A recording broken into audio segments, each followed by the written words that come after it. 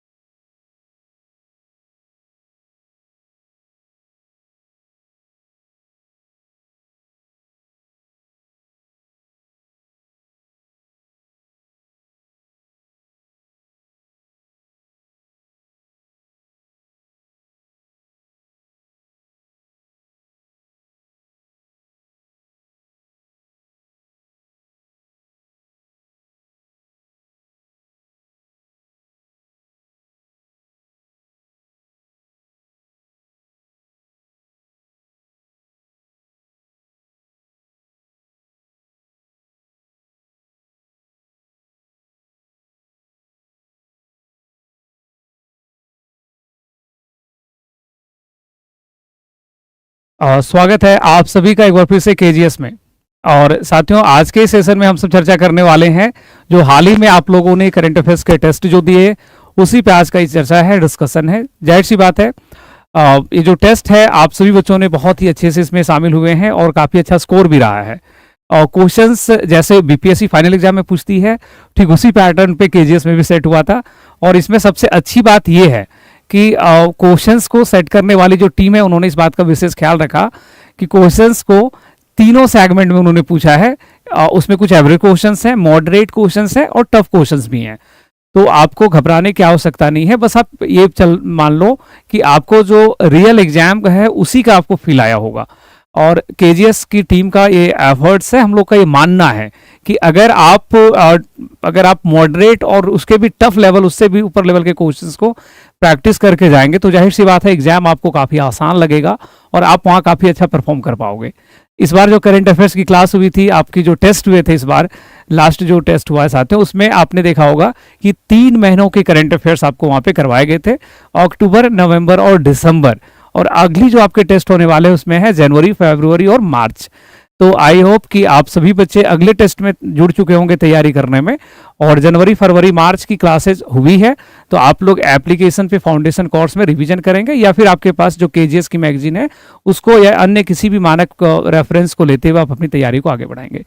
तो आज के इस क्लास में हम लोग देखेंगे लास्ट करंट अफेयर्स का टेस्ट, जिसमें अक्टूबर से लेकर के दिसंबर 3 महीनों का जो करंट अफेयर्स से संबंधित 150 प्रश्न का जो टेस्ट हुआ था उसका सॉल्यूशन, और प्रयास करूंगा कि बहुत ही तरीके से आपको उन शब्दों को आपको मैं बताऊंगा, खास करके जहां पे आप कंफ्यूज हो गए थे और जानते हुए भी कई सारे प्रश्नों को आपने गलत किया था। तो चलिए आज के इस क्लास की शुरुआत करते हैं और तमाम महत्वपूर्ण सवाल हैं उन सवालों को समझते चलते हैं।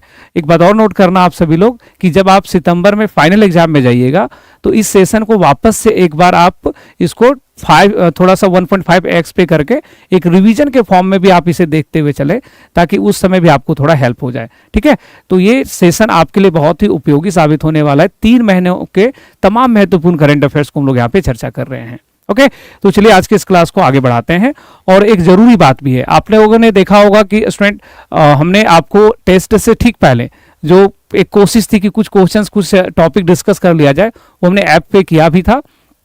आप में से कई बच्चे उस ऐप पे जुड़ भी पाए थे और जिनके पास एक्सेस नहीं होगा बच्चे नहीं भी जुड़ पाए थे। बट आप चूंकि क्वेश्चन सेट करने वाली टीम टोटली बाहर से रहती है, तो हमने उसमें से ये बस प्रयास था कि ज़्यादा से ज़्यादा चीज़ें जो है वो हम लोग अटेम्प्ट ले पाए, अच्छे से उसमें सवालों को बना पाए।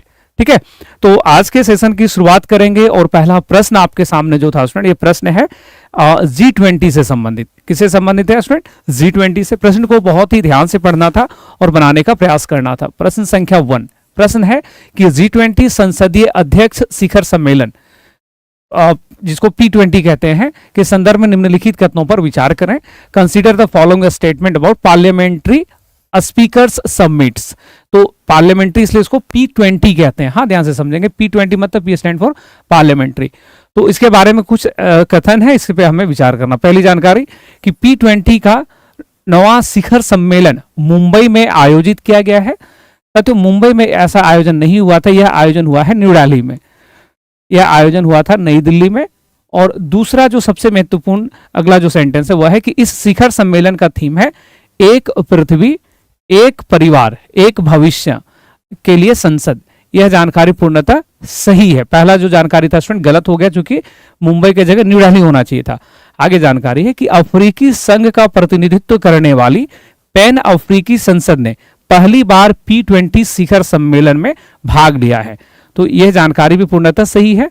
आपने जानकारी रखी होगी कि जब G20 की बैठक हुई थी स्टूडेंट, तो G20 की बैठक में भारत में एक प्रमुख निर्णय लिया गया और उसमें G20 में 19 देश प्लस एक यूरोपीय यूनियन जो था उसके साथ साथ अब एक नया सदस्य इसमें शामिल हुआ है, अफ्रीकी यूनियन। और वही जानकारी यहाँ पे है कि P20 के शिखर सम्मेलन में अफ्रीकी संघ के प्रतिनिधि जो थे वो भी इसमें शामिल हुए थे क्या? तो बिल्कुल शामिल हुए थे। पैन अफ्रीकन पार्लियामेंट्री रिप्रेजेंटेटिव जो थे वो भी इसमें पार्टिसिपेट किए थे। ठीक है, तो इसमें जो हमारा करेक्ट आंसर हो जाएगा वो करेक्ट आंसर हो जाएगा 2 और 3। और ये जो हमारा पेयर है स्टूडेंट वो है ऑप्शन नंबर सी में। ऑप्शन नंबर सी आपको यहाँ पे सही करना था। ओके, आगे बढ़ेंगे। नेक्स्ट प्रश्न क्या है, अगला सवाल क्या है? नेक्स्ट प्रश्न है स्मार्ट सिटी से। स्मार्ट सिटी के बारे में आपको पता होगा कि भारत सरकार ने 2015 में इस प्रोग्राम की घोषणा किया था। देश भर में 100 स्मार्ट सिटी का निर्माण करने का लक्ष्य था। सिटी की कैपेसिटी को बढ़ाने का लक्ष्य था। उसके बारे में कुछ बातें लिखी गई है और उस पर हमें सेंटेंस पे ध्यान देना था। पहला जो जानकारी है स्टूडेंट कि इसका आयोजन आवास और शहरी मामलों के मंत्रालय के द्वारा स्मार्ट सिटीज मिशन के अंतर्गत कराया जाता है। पहली जो जानकारी। अच्छा, यहाँ पे ध्यान देना, ये थोड़ा सा यहाँ 1 होगा, यहाँ पे 2 होगा, हाँ, देन यहाँ पे 3 है, उसके बाद 4 होगा। तो इसमें से हमें पूछा जा रहा है स्टूडेंट कि कौन सा कथन सही है, कौन सी कथन गलत है।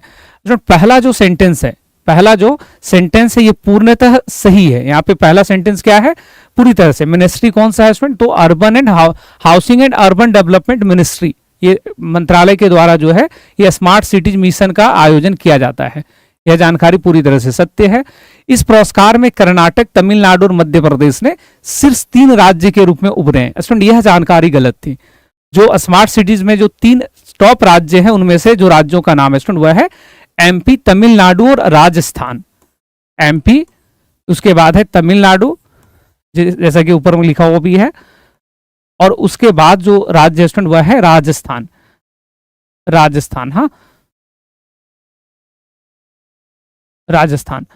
तो यहां पे दूसरा सेंटेंस हो गया, ये हमारा गलत हो गया। आगे है कि ISAC उन शहरों, परियोजनाओं और नवीनमेशी विचारों को मान्यता देता है जो पुरस्कृत करता है जो 100 स्मार्ट शहरों में सतत विकास को बढ़ावा देता है।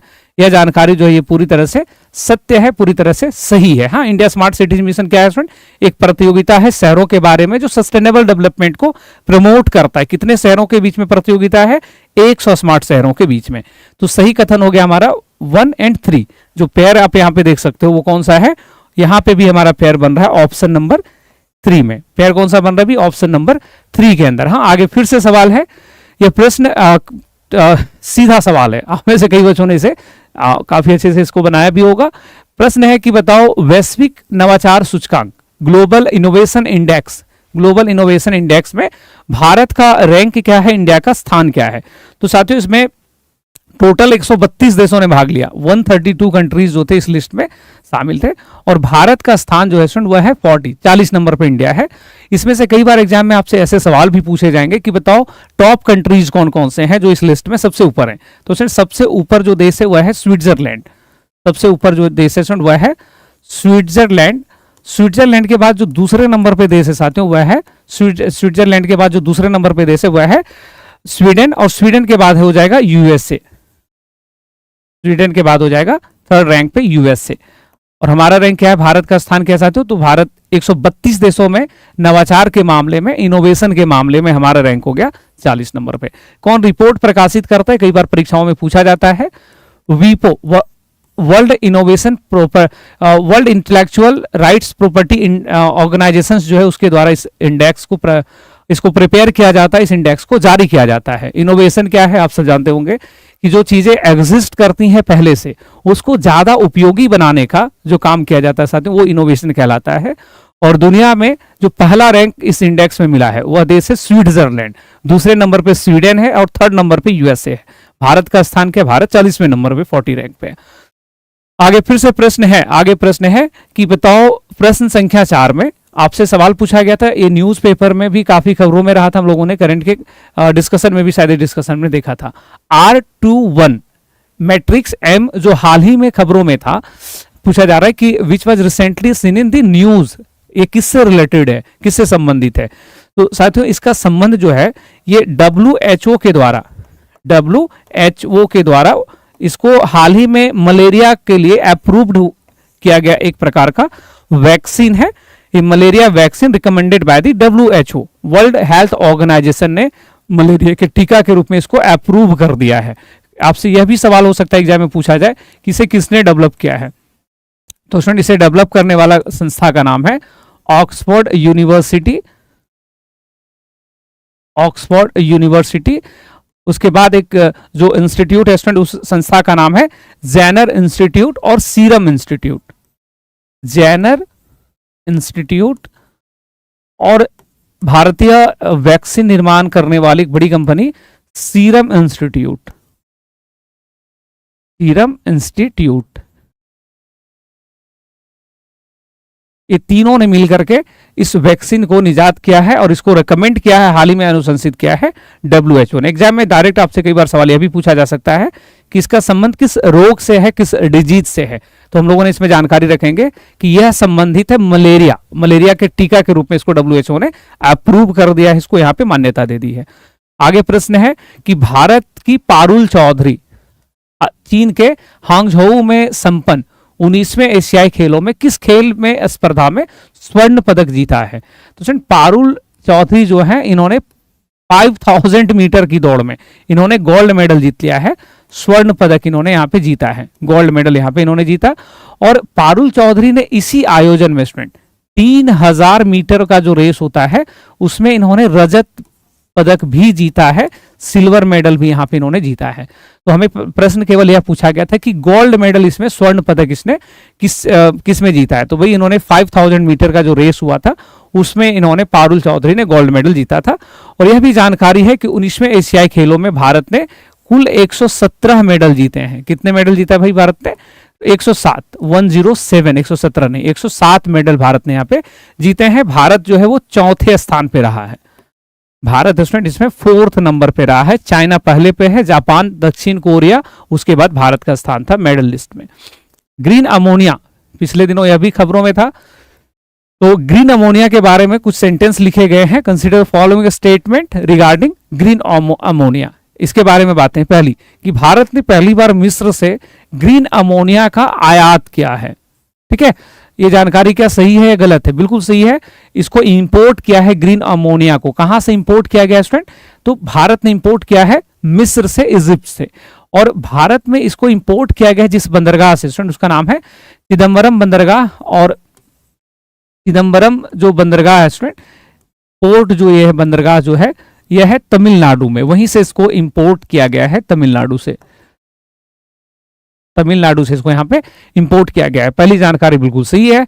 आगे प्रश्न है कि इसे हैबर-वॉश विधि से हाइड्रोजन से और नाइट्रोजन को मिलाकर बनाया जाता है। यह भी जानकारी पूरी तरह से सत्य है। ब्राउन अमोनिया की तुलना में इसके उत्पादन की लागत जो है वो काफी कम है। यह भी जानकारी पूरी तरह से सही है। तो यहाँ पे जो हमारा राइट आंसर होगा, जो सही कथन है स्टूडेंट, वह है ऑल ऑफ द एबव। इसमें क्या हो जाएगा कि उपरोक्त में से सभी कथन जो है वो सही है रिगार्डिंग ग्रीन अमोनिया। तो ग्रीन अमोनिया को हाल ही में भारत ने किस देश से इंपोर्ट किया था? मिस्र से। किससे इंपोर्ट किया है स्टूडेंट? मिस्र से भारत ने इसको यहाँ पे इंपोर्ट किया है। हाँ, आगे बढ़े। अगला सवाल फिर से था नोबेल पुरस्कार। आप सभी बच्चों को ये जानकारी रखना है कि नोबेल पुरस्कार से संबंधित प्रश्न तो परीक्षा में आएंगे ही आएंगे ना। प्रश्न है कि बताओ इकोनॉमिक्स में, अर्थशास्त्र में नोबेल पुरस्कार किसे दिया गया है? तो स्टूडेंट इकोनॉमिक्स में यह पुरस्कार प्राप्त हुआ है क्लाउडिया गोल्डीन को। आगे शायद एक दो प्रश्न और मिल जाए आपको, हाँ, अलग अलग भाषाओं में। तो यहाँ पे जानकारी रखना है कि क्लाउडिया गोल्डीन जो है उन्हें अर्थशास्त्र का नोबेल पुरस्कार मिला है। और क्लाउडिया गोल्डीन ने basically student women labour force के बारे में बात किया था। महिलाओं का जो है इकोनॉमी में कंट्रीब्यूशन कैसे बढ़ाया जाए, इकोनॉमी में कैसे इनके योगदान को बढ़ाया जाए, लेबर फोर्स में इनके योगदान को कैसे बढ़ाया जाए, उसको लेकर के इनका स्टडी रहा है। जो श्रम बल है उसमें महिलाओं का योगदान कैसे बढ़ाया जाए, उसको लेकर के इन्होंने स्टडी किया है। क्लाउडिया गोल्डीन के बारे में एग्जाम में सवाल हो सकता है कि किस देश से बिलोंग करती हैं। तो ये अमेरिकी हैं और अमेरिका में रहते हुए जो है इनका जो स्टडी है, इनका जो अध्ययन है वह पूरी तरह से अर्थशास्त्र पे आधारित है। तो क्लाउडिया गोल्डीन का जो अध्ययन है किस पे है? अर्थशास्त्र में महिलाओं का योगदान कैसे अर्थव्यवस्था में बढ़ेगी उसको लेकर के। मॉस्को फॉर्मेट खबरों में था। प्रश्न है कि इसके बारे में सही कथन की पहचान करिए। पहला जो जानकारी है कि मॉस्को फॉर्मेट की 5वीं बैठक कजाकिस्तान के अस्ताना में हुआ था। साथियों, ये जो मॉस्को बैठक हुई है ना, ये अफगानिस्तान में अस्थिरता को चाहने वाले देशों की बैठक है। और इसकी जो बैठक हुई थी साथियों, ये कजाकिस्तान में नहीं हुआ बल्कि रूस में हुआ है। रूस का शहर का नाम है कजान में। कहाँ पे हुआ स्टूडेंट? ये जानकारी गलत हो जाएगा, तो आप यहाँ पे स्पष्ट तौर पे नोट कर सकते हैं कि रूस में हुआ है।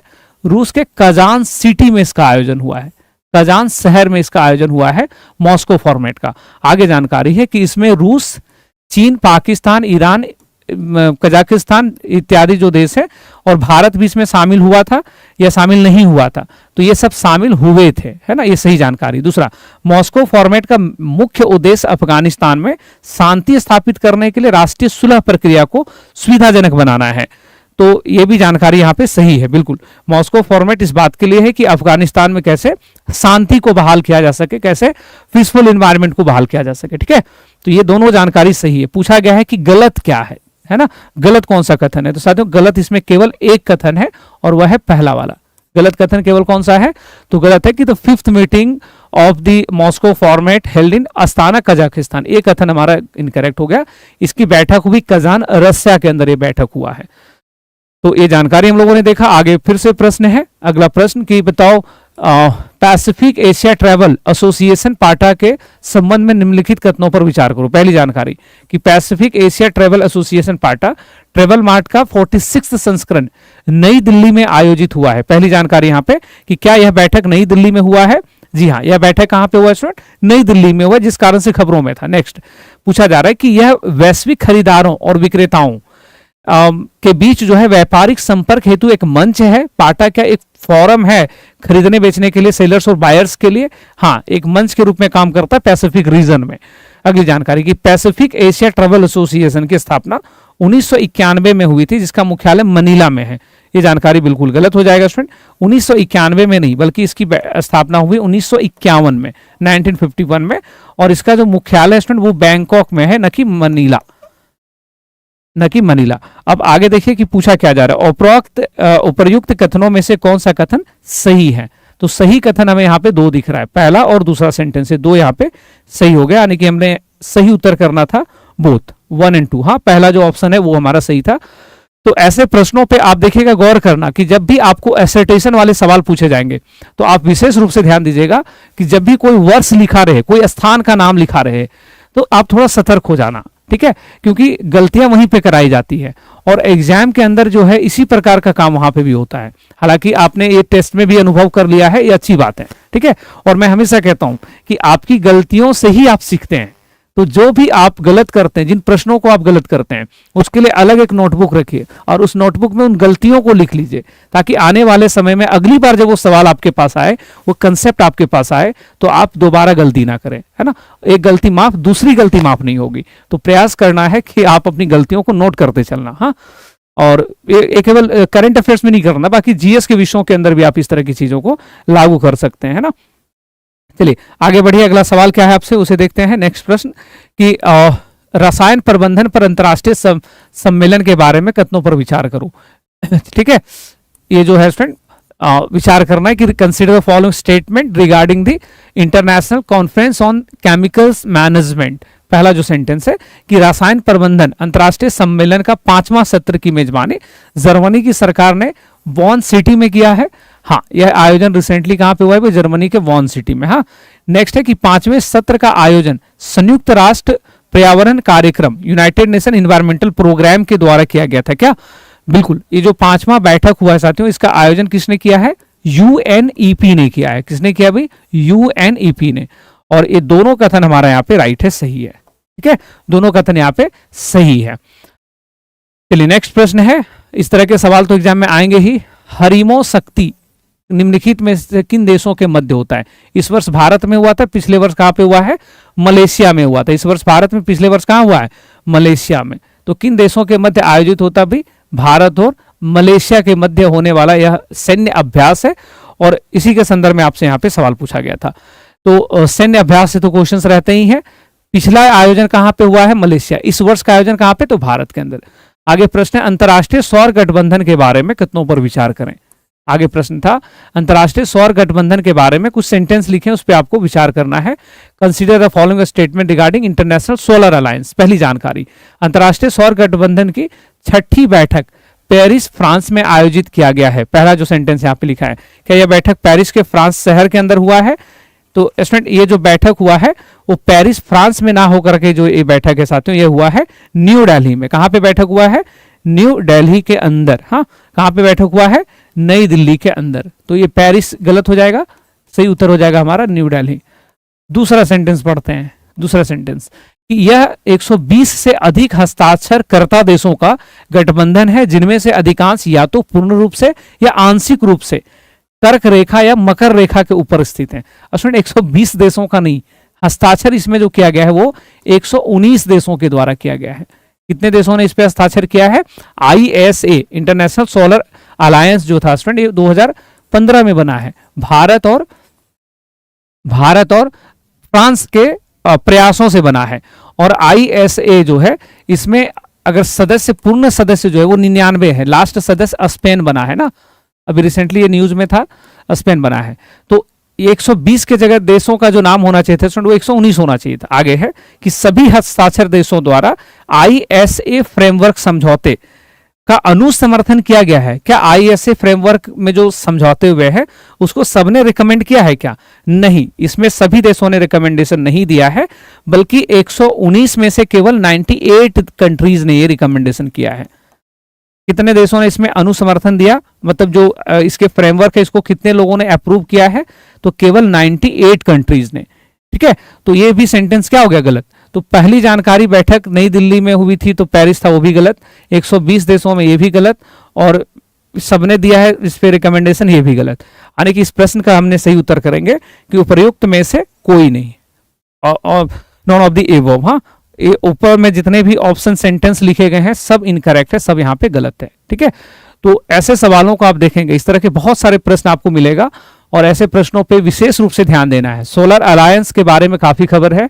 सोलर अलायंस रिन्यूएबल एनर्जी का सबसे बेस्ट सोर्स है। आपने देखा होगा कि भारत ने टारगेट भी किया हुआ है, वर्ष 2030 तक हमें 500 गीगावाट जो है रिन्यूएबल एनर्जी का लक्ष्य हमने रखा हुआ है, और उसमें सोलर एनर्जी का जो एक बड़ा योगदान है। तो उसी से संबंधित ये बैठक हुई है नई दिल्ली के अंदर।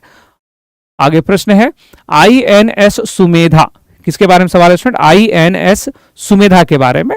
और इसमें प्रश्न है पहला कि बताओ आईएनएस सुमेधा जो है नेवल शिप सुमेधा के बारे में। यह समुद्री डकैती की आशंका वाली गिनी की खाड़ी में भारतीय नौसेना की दूसरी गश्ती पोत के रूप में इसको तैनात किया गया है। बिल्कुल। आगे जानकारी है कि यह सरयू श्रेणी का एक स्वदेशी नौसैनिक अपतटीय पोत है, एक ऑफशोर जो है वो पेट्रोलिंग वेसल्स है। बिल्कुल सही है, ये भी जानकारी पूर्णतः क्या है? सत्य है, सही है।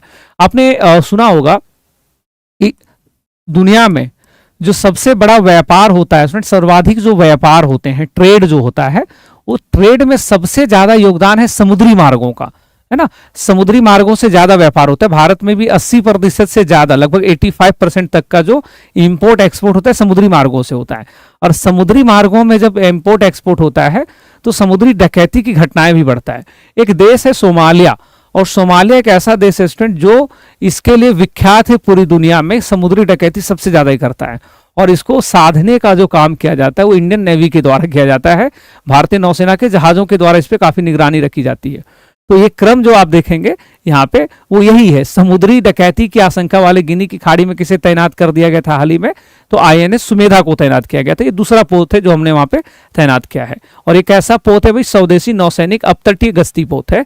कैसा पोत है ये? तो ये क्लास नेवल जो है ऑफशोर पेट्रोल वेसल है के रूप में इसको यहाँ पे तैनात किया गया है। यहाँ पे दोनों जानकारी हमारा पूर्णतः सही हो जाएगा, यानी कि हम लोग उत्तर जो देखेंगे इसमें ऑप्शन नंबर सी को देखेंगे, है ना।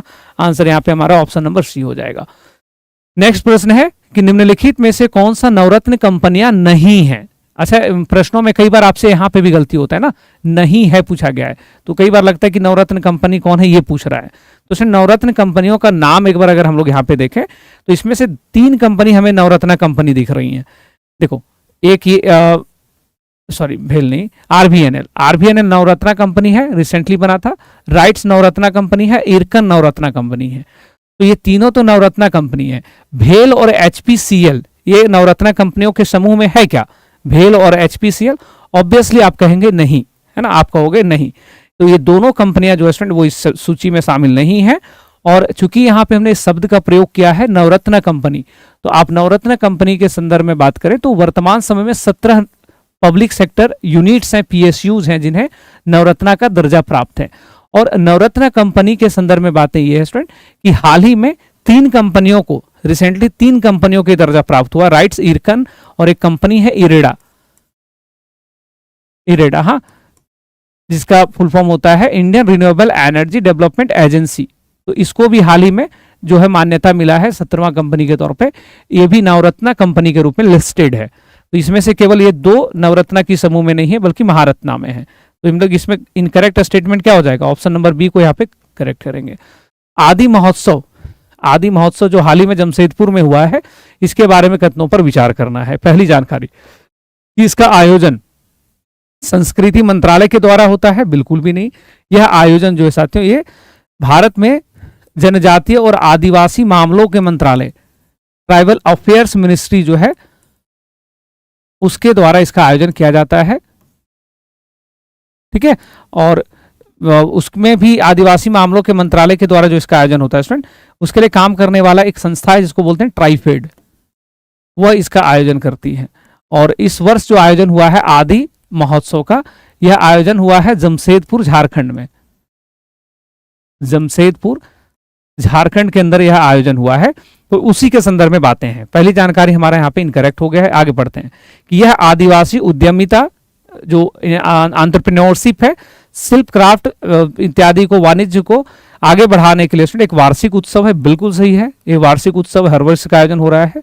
यह देश भर के जनजातियों की समृद्ध और विविधतापूर्ण विरासत को प्रदर्शित करने के लिए एक महत्वपूर्ण फोरम के रूप में, मंच के रूप में कार्य करता है। बिल्कुल यहाँ पे सही बात है। जो भारत में डाइवर्स जो उनकी कल्चर है, भारत में जनजातियों की जो आबादी है साथियों, वो आबादी कंपेयर टू बाकी पॉपुलेशन की तुलना में भले कम है, लेकिन सबसे जो स्ट्रॉन्ग जो कल्चर है, सबसे डाइवर्सिफाइड कल्चर, वो ट्राइबल्स के बीच में है। आप झारखंड को ही देख लो, बिहार को ही देख लो, बड़ी संख्या में विभिन्न प्रकार की जनजाति रहती हैं, ट्राइबल्स रहती हैं। और उन जनजातियों के अंदर भी जो है, एक जनजाति और दूसरे जनजातियों के कल्चर में भी काफी अंतर है। तो भारत सरकार के इस कार्यक्रम के तहत, जो आदि महोत्सव कार्यक्रम के तहत, उनके डाइवर्स कल्चर को जो है वो और प्रमोट करने का कार्य किया जाता है आदि महोत्सव के अंतर्गत, है ना। तो पहली केवल जानकारी यहाँ पे गलत है। हमें पूछा गया था सही कथन को बताइए, सही कौन है। तो सही यहाँ पे स्टूडेंट दो कथन यहाँ पे सही है हमारा, यानी कि ऑप्शन नंबर सी की ओर हम लोग जाएंगे ना, ऑप्शन नंबर सी की ओर। और ये आयोजन कहाँ पे हुआ था? जमशेदपुर झारखंड में आयोजन हुआ है। आदिवासी मामलों के मंत्रालय के द्वारा यह आयोजन होता है। भारत में अपराध 2022 रिपोर्ट के बारे में कथनों पर विचार करिए, है ना। कथनों पर विचार करना है अपराधों के बारे में। अब ये कथनों पर क्या विचार करना, जरा ध्यान से इसको समझने का प्रयास करेंगे, है ना। देखिए पहला जो सेंटेंस है कि भारत में अपराध रिपोर्ट आया है, क्राइम रिपोर्ट 2022, इस संदर्भ में कथनों पर विचार करना है। Consider the following statement regarding crime in India 2022 report. पहली जानकारी कि यह केंद्रीय जांच ब्यूरो के द्वारा जो है, सीबीआई के द्वारा जो है इस रिपोर्ट को वार्षिक रूप से जारी किया जाता है। बिल्कुल भी नहीं। यह जो रिपोर्ट है साथियों, इस रिपोर्ट को जारी करने का जो कार्य होता है, इस रिपोर्ट को जारी करने का कार्य जो है वो एनसीआरबी करती है। कौन ये रिपोर्ट जारी करता है?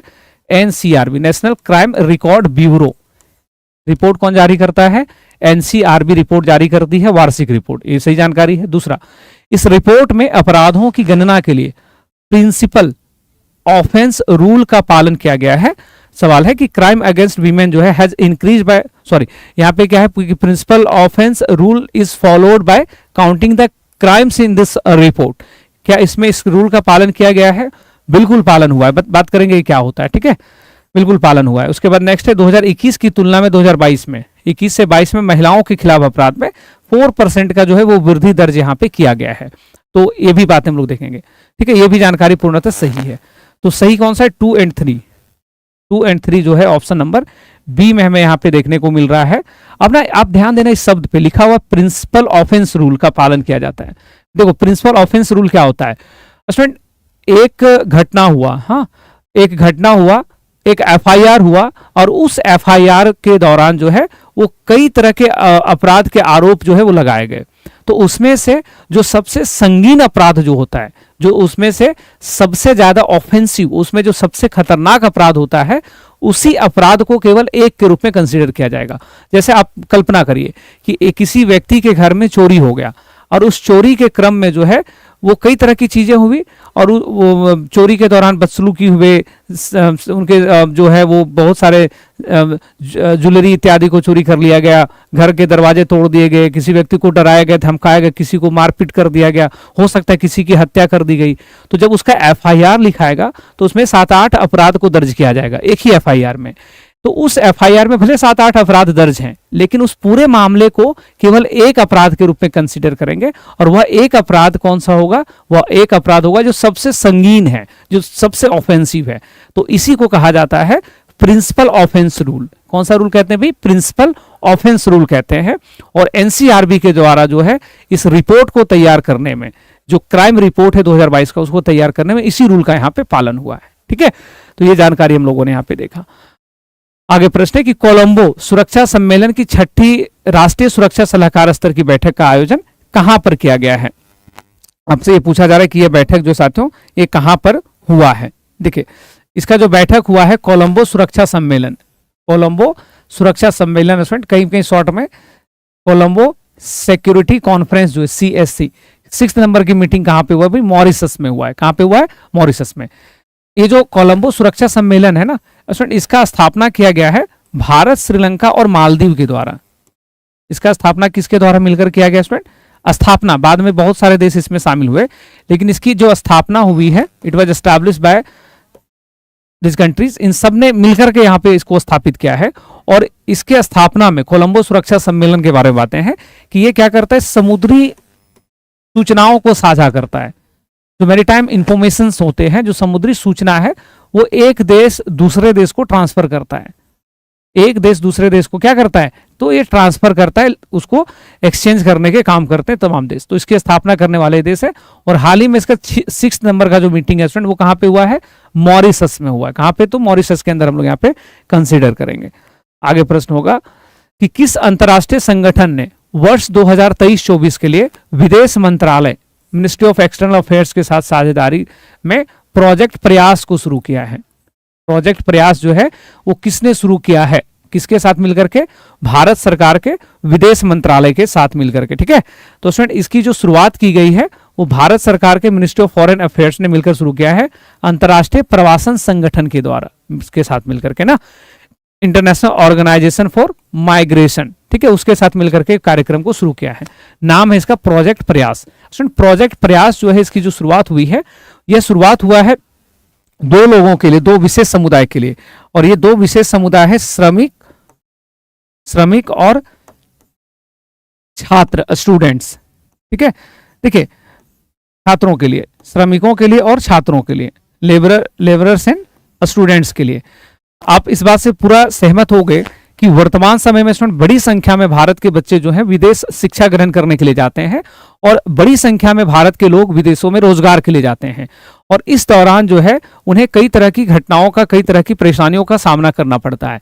तो विदेश मंत्रालय ने अंतर्राष्ट्रीय प्रवासन संस्था के साथ मिलकर के एक नई पहल की शुरुआत किया है, जिसका नाम है प्रोजेक्ट प्रयास। प्रोजेक्ट प्रयास का उद्देश्य क्या है? उद्देश्य है कि श्रमिकों और छात्रों के प्रवास को, माइग्रेशन को सुगम बनाना, उसको आसान बनाना, ट्रांसपेरेंट बनाना, है ना। आपने कई तरह की घटनाएं खास करके अरेबियन कंट्री के बारे में सुना होगा कि वहां पर जाते हैं भारत के श्रमिक और फंस जाते हैं। या भारतीय छात्रों के बारे में आपने पढ़ा होगा कि अमेरिका, ऑस्ट्रेलिया इत्यादि कई ऐसे देश, ब्रिटेन इत्यादि, जहां पे छात्र जो है वो कई प्रकार की परेशानियों का सामना कर रहे होते हैं। तो उन परेशानियों का सामना ना करना पड़े, उसको लेकर के एक नया पहल शुरू हुआ है, जिसका नाम है प्रोजेक्ट प्रयास, जिसको यहाँ पे भारत सरकार के विदेश मंत्रालय ने अंतर्राष्ट्रीय प्रवासन संगठन के साथ मिलकर के शुरू किया है। आगे प्रश्न है कि हाल ही में विभिन्न राज्यों में लॉजिस्टिक्स सुगमता रिपोर्ट जो है, ये किसके द्वारा यहाँ पे प्रकाशित किया गया है? लॉजिस्टिक्स सुगमता रिपोर्ट को साथियों यहाँ पे किसने प्रकाशित किया है? तो इस रिपोर्ट को प्रकाशित करने का काम जो है वो किया गया है commerce and industry, ministry of commerce and industry जो है, वाणिज्य और उद्योग मंत्रालय के द्वारा मिलकर के किया गया इसका उद्घाटन। और इस इंडेक्स को तैयार करने में, इस रिपोर्ट को तैयार करने में वर्ल्ड बैंक से भी सहयोग लिया गया है, यानी कि इस रिपोर्ट को वर्ल्ड बैंक के साथ मिलकर के तैयार किया गया है। एग्जाम में ऐसे सवाल भी हो सकते हैं कि बताओ इंडिया में जो विभिन्न राज्यों के बीच में जो logistic is across the different state report तैयार किया जाता है, लिट्स जो तैयार होता है, उसको किसके साथ मिलकर के तैयार किया जा रहा है? तो भारत सरकार के मंत्रालय और साथ ही साथ भारत सरकार के मंत्रालय के साथ साथ जो वर्ल्ड बैंक है, दोनों के साथ साथ मिलकर के इसको तैयार किया जाता है। रिपोर्ट में इस बात का ध्यान रखा जाता है कि लॉजिस्टिक्स जो है उसमें स्टेट का परफॉर्मेंस कैसा, उनका प्रदर्शन कैसा है, उसको यहाँ पे देखा जाता है। ठीक है, चलिए, तो अभी हम लोगों ने इसमें टोटल 19 प्रश्नों को हम लोगों ने देखा। आगे है गरबा लोक नृत्य के बारे में कुछ महत्वपूर्ण बातें यहाँ पे की गई है। गरबा लोक नृत्य के बारे में कुछ महत्वपूर्ण बातें हुई है। पहली जो जानकारी है, गरबा को यूनेस्को द्वारा मानवता की अमूर्त सांस्कृतिक विरासत के प्रतिनिधि की सूची में शामिल किया गया है और 15वीं भारतीय सांस्कृतिक वस्तु इसको घोषित किया गया, मतलब 15वीं भारत की अमृत सांस्कृतिक विरासत के रूप में रिकॉग्नाइज किया गया, इसको पहचान मिला है। ये पूरी तरह से सत्य है। इंग्लिश में भी जो बच्चे इसको समझना चाह रहे हैं, सेम सेंटेंस है कि Garba is declared as the 15th Indian culture item to be included in the representative list of the intangible culture heritage of humanity by the UNESCO। ये जानकारी पूर्णतः सही है, यूनेस्को ने इसको रिकॉग्नाइज किया 15 कल्चरल हेरिटेज के रूप में। उसके बाद आगे सवाल है कि गरबा गुजरात का लोक नृत्य है। गरबा जो है ये गुजरात का लोक नृत्य है, बिल्कुल है। गरबा जो है स्टूडेंट ये गुजरात में खास करके नवरात्र के समय में जो है इसका आयोजन होता है, और गरबा जो है वो गुजरात का नृत्य है। तो ये भी जानकारी क्या हो जाएगा, हमारा सही हो जाएगा। इसमें हमने सही आंसर करेंगे बोथ, ए एंड बी, ये दोनों यहाँ पे जो बातें हैं बिल्कुल सही है, सत्य है। हाँ, एग्जाम में आपने नोटिस किया होगा कि प्रश्नों में से हम लोगों ने सर्वाधिक जो सवाल आपको मिले हैं वो प्रश्न है कथन के, एसर्टेशन के। और अगर अगर मैं इसमें सही सही बता दूं तो ये बहुत ही चुनौतीपूर्ण काम है, बड़ा चैलेंजिंग था कि इन एसर्टेशन वाले प्रश्नों को सीमित समय में पढ़ के उसको अटेम्प्ट करना, उसको बनाना। लेकिन तब आप इस बात का ध्यान रखना कि ये परेशानी केवल आपको नहीं था, ये परेशानी क्लास में बैठे हुए तमाम बच्चों को था। और बीपीएससी में जब ऐसे प्रश्न आता है तो आप जैसे परेशानी फील करते हैं, जिस तरह की मुश्किलें आपको आती बाकी बच्चों को भी आता है। तो आपने प्रयास बस ये करना है कि आप कंटेंट को, चीज़ों को अच्छे से समझते चलिएगा और उन कीवर्ड्स को फाइंड करिए जहां पे आपको दिक्कत आता है। और क्लास के दौरान भी हमेशा मैं कहता हूं कि आप ये कोशिश करिए कि आप क्लास में जो बातें बताई जाती है उसको सुनना बहुत ज़्यादा है और वो कीवर्ड्स को नोट कर लेना है। मीटिंग किस स्थान पे हुआ है, कौन सी मीटिंग हुई है, थीम क्या था, डेट क्या है, किन देशों ने भाग लिया, लोगों का नाम क्या है। आमतौर पे यही सब तो कीवर्ड्स होते हैं जहां पे आपको एग्जाम में वो गलत आंसर जो है वहां पे देकर के ऑप्शन को आपको वहां पे कंफ्यूज करने का प्रयास किया जाता है।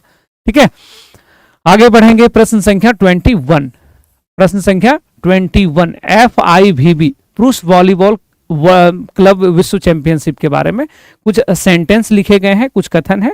इन कथन को पहचानना है और यहाँ पे बताना है कि इसमें सही कथन कौन सा है। ठीक है, इसमें से आपको बताना है कि सही कथन कौन सा है। देखिए, पहली जो जानकारी है स्टूडेंट, ये वॉलीबॉल टूर्नामेंट है, उसके बारे में पहली जानकारी कि पुरुष वॉलीबॉल क्लब विश्व चैंपियनशिप बैंगलोर के कोर मंगला इंडोर स्टेडियम में प्रारंभ हुआ है। ये जानकारी पूरी तरह से सत्य है। आगे, इस टूर्नामेंट में 6 टीमों ने हिस्सा लिया है। टोटल इसमें कितने टीमों ने भाग लिया? 6 टीमों ने, यह भी जानकारी सही है। इस टूर्नामेंट में भारत की ओर से अहमदाबाद डिफेंडर्स ने इसमें हिस्सा लिया था, यह भी जानकारी पूरी तरह से सही है। तो इसमें जो राइट आंसर हो जाएगा स्टूडेंट वो हो जाएगा कि ऑल ऑफ द एबव जो है यहाँ पे करेक्ट है, उपरोक्त में से सब यहाँ पे सही है। और आप नोटिस करिएगा ऐसे सवालों पे कि ये एक साथ जो है वो 3 सवाल बन रहे हैं।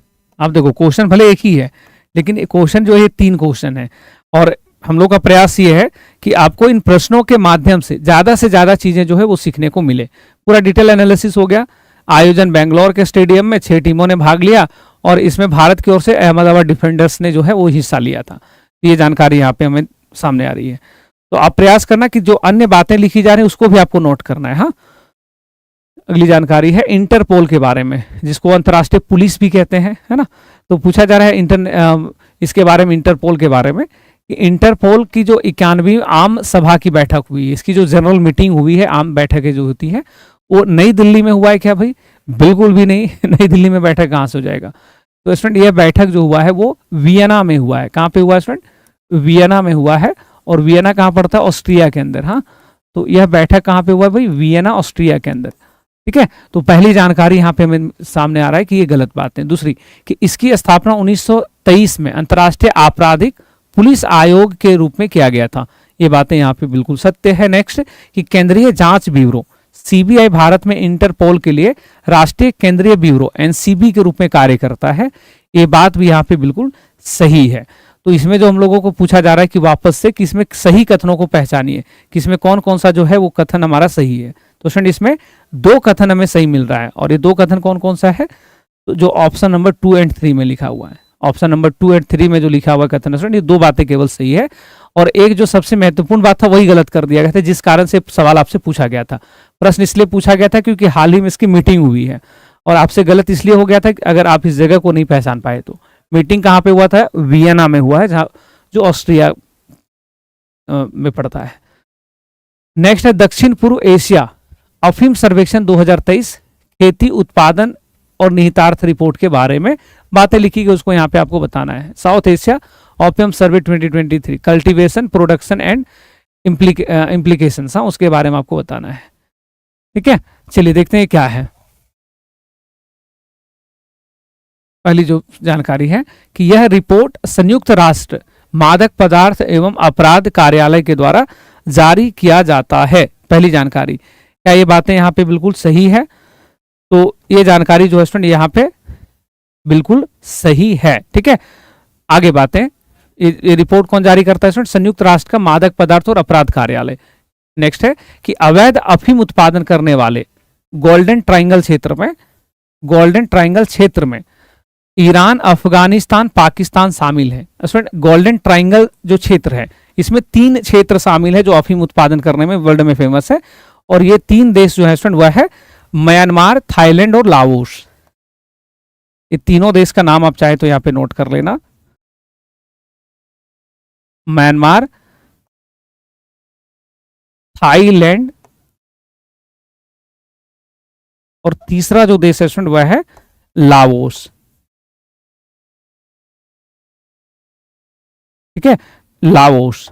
तो ये जो बात है यहां पे लिखा गया है कि गोल्डन ट्रायंगल में क्या ईरान, अफगानिस्तान, पाकिस्तान शामिल है क्या? नहीं। हालांकि इन क्षेत्रों में अफीम का उत्पादन अधिक मात्रा में होता है, लेकिन गोल्डन ट्रायंगल जब शब्द का प्रयोग होता है तो वो 3 देशों के लिए होता है जो अफीम के लिए वर्ल्ड में फेमस है।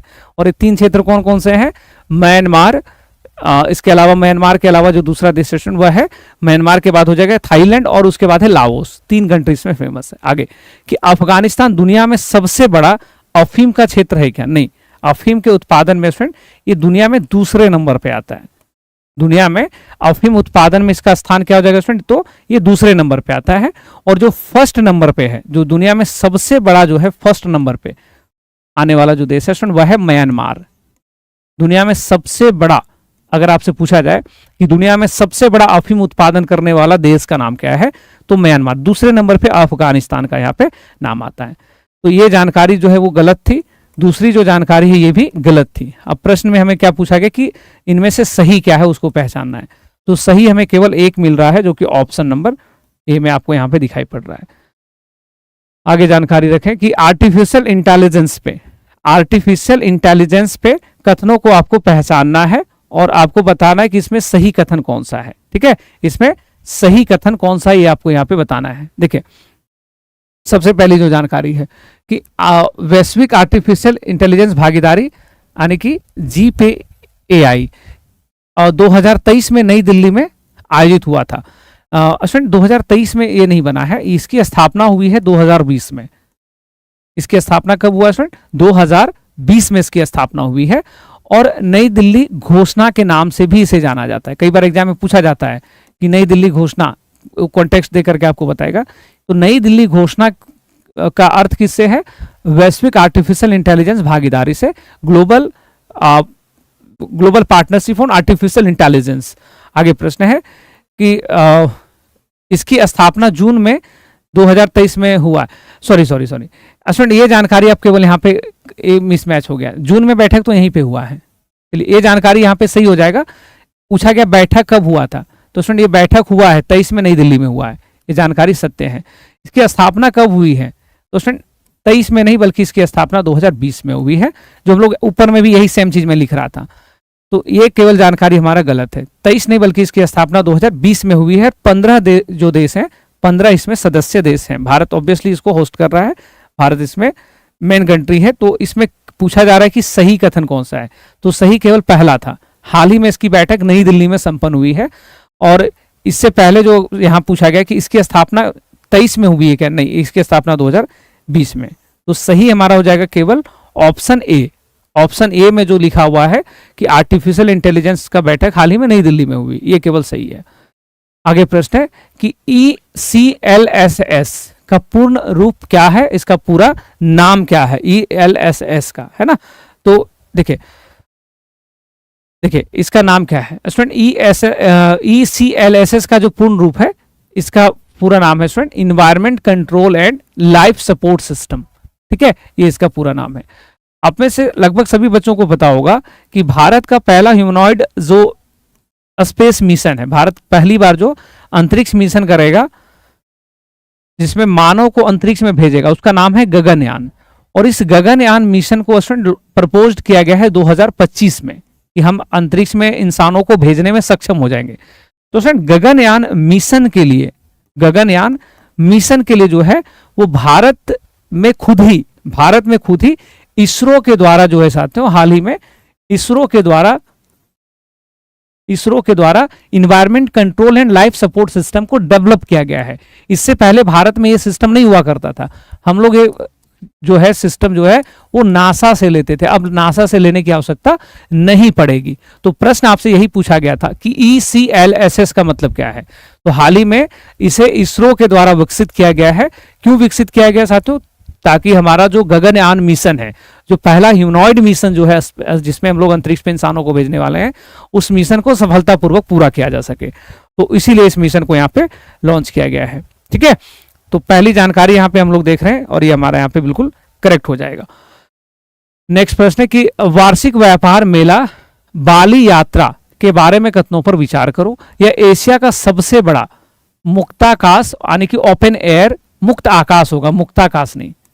हिंदी में जो बच्चे देख रहे हो ऑब्वियसली मुक्त आकाश, ओपन एयर मुक्त आकाश व्यापार मेला है। ठीक है, ऑब्वियसली खुले आसमान में, कोई एग्जीबिशन के रूप में नहीं।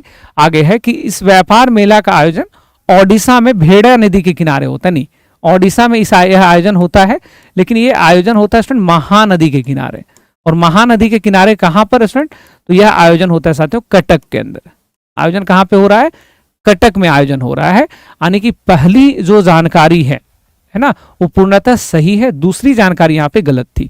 हमें सवाल में पूछा जा रहा है सही क्या है, तो सही जो है स्टूडेंट वो केवल एक था, पहला वाला। ठीक है, तो एग्जाम में ये पूछा गया सवाल है, कई बार अलग अलग परीक्षाओं में आ चुका है कि बाली यात्रा कहां पर। तो बाली यात्रा ओडिशा में महानदी जो है उसके तट पे, उसके किनारे पे कटक में इसका आयोजन हुआ है, नियर अबाउट कटक। हाँ, कटक खास नहीं। आगे फिर से प्रश्न है कि बताओ खेलो इंडिया पैरा गेम्स 2023 के संदर्भ में कथनों पर विचार करिए। क्या है ये कथन कि खेलो इंडिया के बारे में सही कथन क्या है, इसको यहाँ पे पहचानना है आपको। ठीक है, चलिए इसके सही कथनों के बारे में हम लोग यहाँ पे पहचानेंगे। चलिए, तो पहली जो जानकारी है स्टूडेंट वह है कि खेलो इंडिया पैरा गेम्स, खेलो इंडिया पैरा गेम्स 2023 के संबंध में पहली जानकारी कि खेलो इंडिया पैरा गेम्स 2023 तीसरा संस्करण दिसंबर में हुआ है दिल्ली में। स्टूडेंट आपने खेलो इंडिया मुहिम सुना होगा, पैरा गेम्स आपने नहीं सुना होगा। अगर मैं कहूँ, पिछले बार एग्जाम में भी आ चुका है यहाँ से सवाल, और आप जब भी प्रिपेयर होते होंगे करंट अफेयर्स को लेकर के तो आप जरूर ये पढ़े होंगे। खेलो इंडिया पैरा गेम्स का साथियों अभी शुरुआत हुआ है, यानी कि ये तीसरा संस्करण नहीं है, थर्ड एडिशन नहीं है, बल्कि ये प्रथम आयोजन है, ये पहला आयोजन है ना। तो ये यहाँ पे हमारा गलत हो गया था।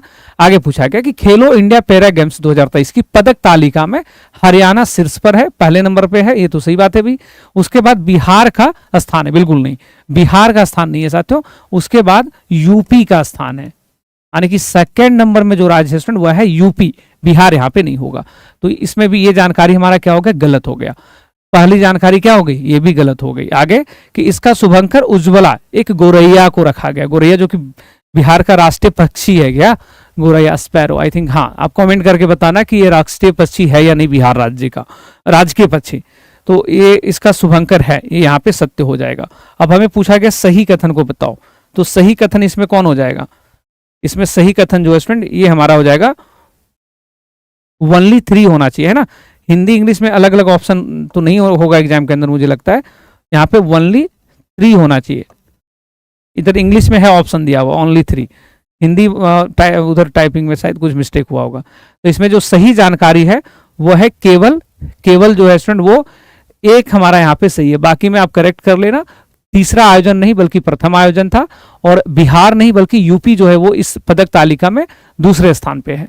आगे प्रश्न होगा मिशन दक्ष के संदर्भ में कथनों पर विचार करिए। मिशन दक्ष के बारे में कथनों पर विचार करना है, जो बिहार में इसकी शुरुआत भी यहाँ पे हुई है। ठीक है, पहली जानकारी कि इसका उद्देश्य सरकारी स्कूलों में शैक्षणिक चुनौतियों का सामना कर रहे बच्चों की सहायता करना है। जी हाँ, जो बिहार के विद्यालयों में, सरकारी विद्यालयों में जो कमजोर बच्चे हैं, है ना, कमजोर मतलब पोषण के स्तर पे नहीं, नॉलेज के स्तर पे या पढ़ाई में कठिनाई आ रही है, तो जो कमजोर छात्र हैं, कमजोर बच्चे हैं, उन बच्चों को पढ़ाई में मदद करने के लिए इसकी शुरुआत हुई है। दूसरा कि यह मिशन 5 से 10 क्लास तक के बच्चों को लगभग 25 लाख छात्रों पर केंद्रित है। जी नहीं, यह जो मिशन है स्टूडेंट, ये इस मिशन में क्लास 3 से लेकर के 8 तक के बच्चे इसमें शामिल होते हैं, यानी कि क्लास 3 से 8 तक के जो बच्चे हैं वो इस प्रोग्राम के अंदर जो है यहाँ पे शामिल है ना। और इस प्रोग्राम में दो तीन बातें कि स्टूडेंट मिशन दक्ष लॉन्च कब हुआ है, तो इसकी शुरुआत बिहार में किया गया है 1 दिसंबर से, 1 दिसंबर 2023 से इस कार्यक्रम को लॉन्च किया गया था। कार्यक्रम का जो मूल उद्देश्य है वो है बिहार के बच्चों को 3 भाषाओं में पारंगत बनाना। यह भाषाएं हैं 3 विषयों में पारंगत होना, बच्चों को मदद करना, अंग्रेजी विषय में, गणित में, मैथमेटिक्स में, और इसके साथ साथ जो स्टूडेंट वो हिंदी भाषा में बच्चों को इन 3 विषयों में मदद करना है। ठीक है, 3 विषयों में मदद करना है। और यहाँ पे हम देखेंगे केवल एक सेंटेंस जो है वो सही है। एक बात और याद रखिएगा कि जो मिशन दक्ष जो शुरू किया गया था, ये मिशन दक्ष कमजोर बच्चों के लिए है। जैसे बच्चों की पढ़ाई जो होती है स्कूल में, वो है नियम कि 9 बजे से लेकर के उसको 3 बजे तक पढ़ाना है, और उसके बाद 2 घंटे जो होंगे वो कमजोर बच्चों को अलग से ट्यूशन देना है। 5 बजे विद्यालय में शिक्षकों की छुट्टी होगी। उसको लेकर के बिहार में आपने देखा होगा कि तरह तरह की बातें भी हो रही थी, काफी सारे यूट्यूब पे भी इंटरव्यू वगैरह आ रहा था शिक्षकों का, मीडिया भी काफी उसको दिखा रही थी हाँ कि 9 से 5 शिक्षकों की ड्यूटी। तो साथियों ये मिशन दक्ष उसी से है, 1 दिसंबर को प्रारंभ हुआ है। 9 से लेकर के 8 क्लास के बच्चों के लिए इसके शुरुआत यहाँ पे की गई है। आगे बढ़िएगा, अगला सवाल था कि अन्न दर्पण स्मार्ट डिवाइस ने बिहार के बाजारों में प्रवेश किया है। इस स्मार्ट डिवाइस के बारे में कथनों पर विचार करो। ये जो अन्न दर्पण है, ये अन्न दर्पण जो है वो क्या काम करता है, इसका मूल कार्य क्या है, ये आपको यहाँ पे बताना है। ठीक है, तो ये जो अन्न दर्पण जो है स्टूडेंट, इसके बारे में बातें की गई। पहला कि यह चावल और अन्य फसलों की गुणवत्ता निरीक्षण के लिए एक गैर आक्रामक डिजिटल छवि प्रसंस्करण प्रौद्योगिकी पर आधारित प्रणाली है। जी हाँ, ये जो है इंग्लिश में आपको जल्दी समझ में आया शायद, कि एक नॉन इन्वेसिव जो है digital image processing technology based system है जो क्वालिटी इंस्पेक्शन करेगा राइस एंड अदर क्रॉप्स में।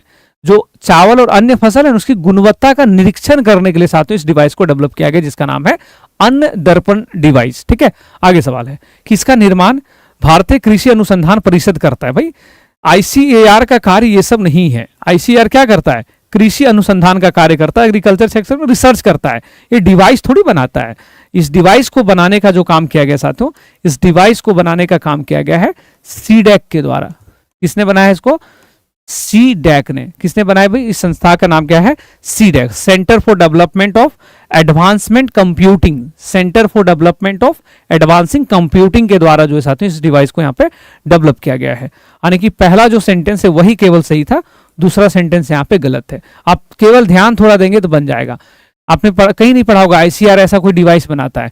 आईसीआर काम करता है क्या है कि न्यू वेराइटी जो है, नई किस्म जो है वो गेहूं का, चावल का, वो लॉन्च करते रहता है कि भाई अभी हाल ही में गेहूं का ये किस्म आया, चावल का यह किस्म आया, बाजरे का या अन्य फसलों पे वो इस तरह का कार्य करता है।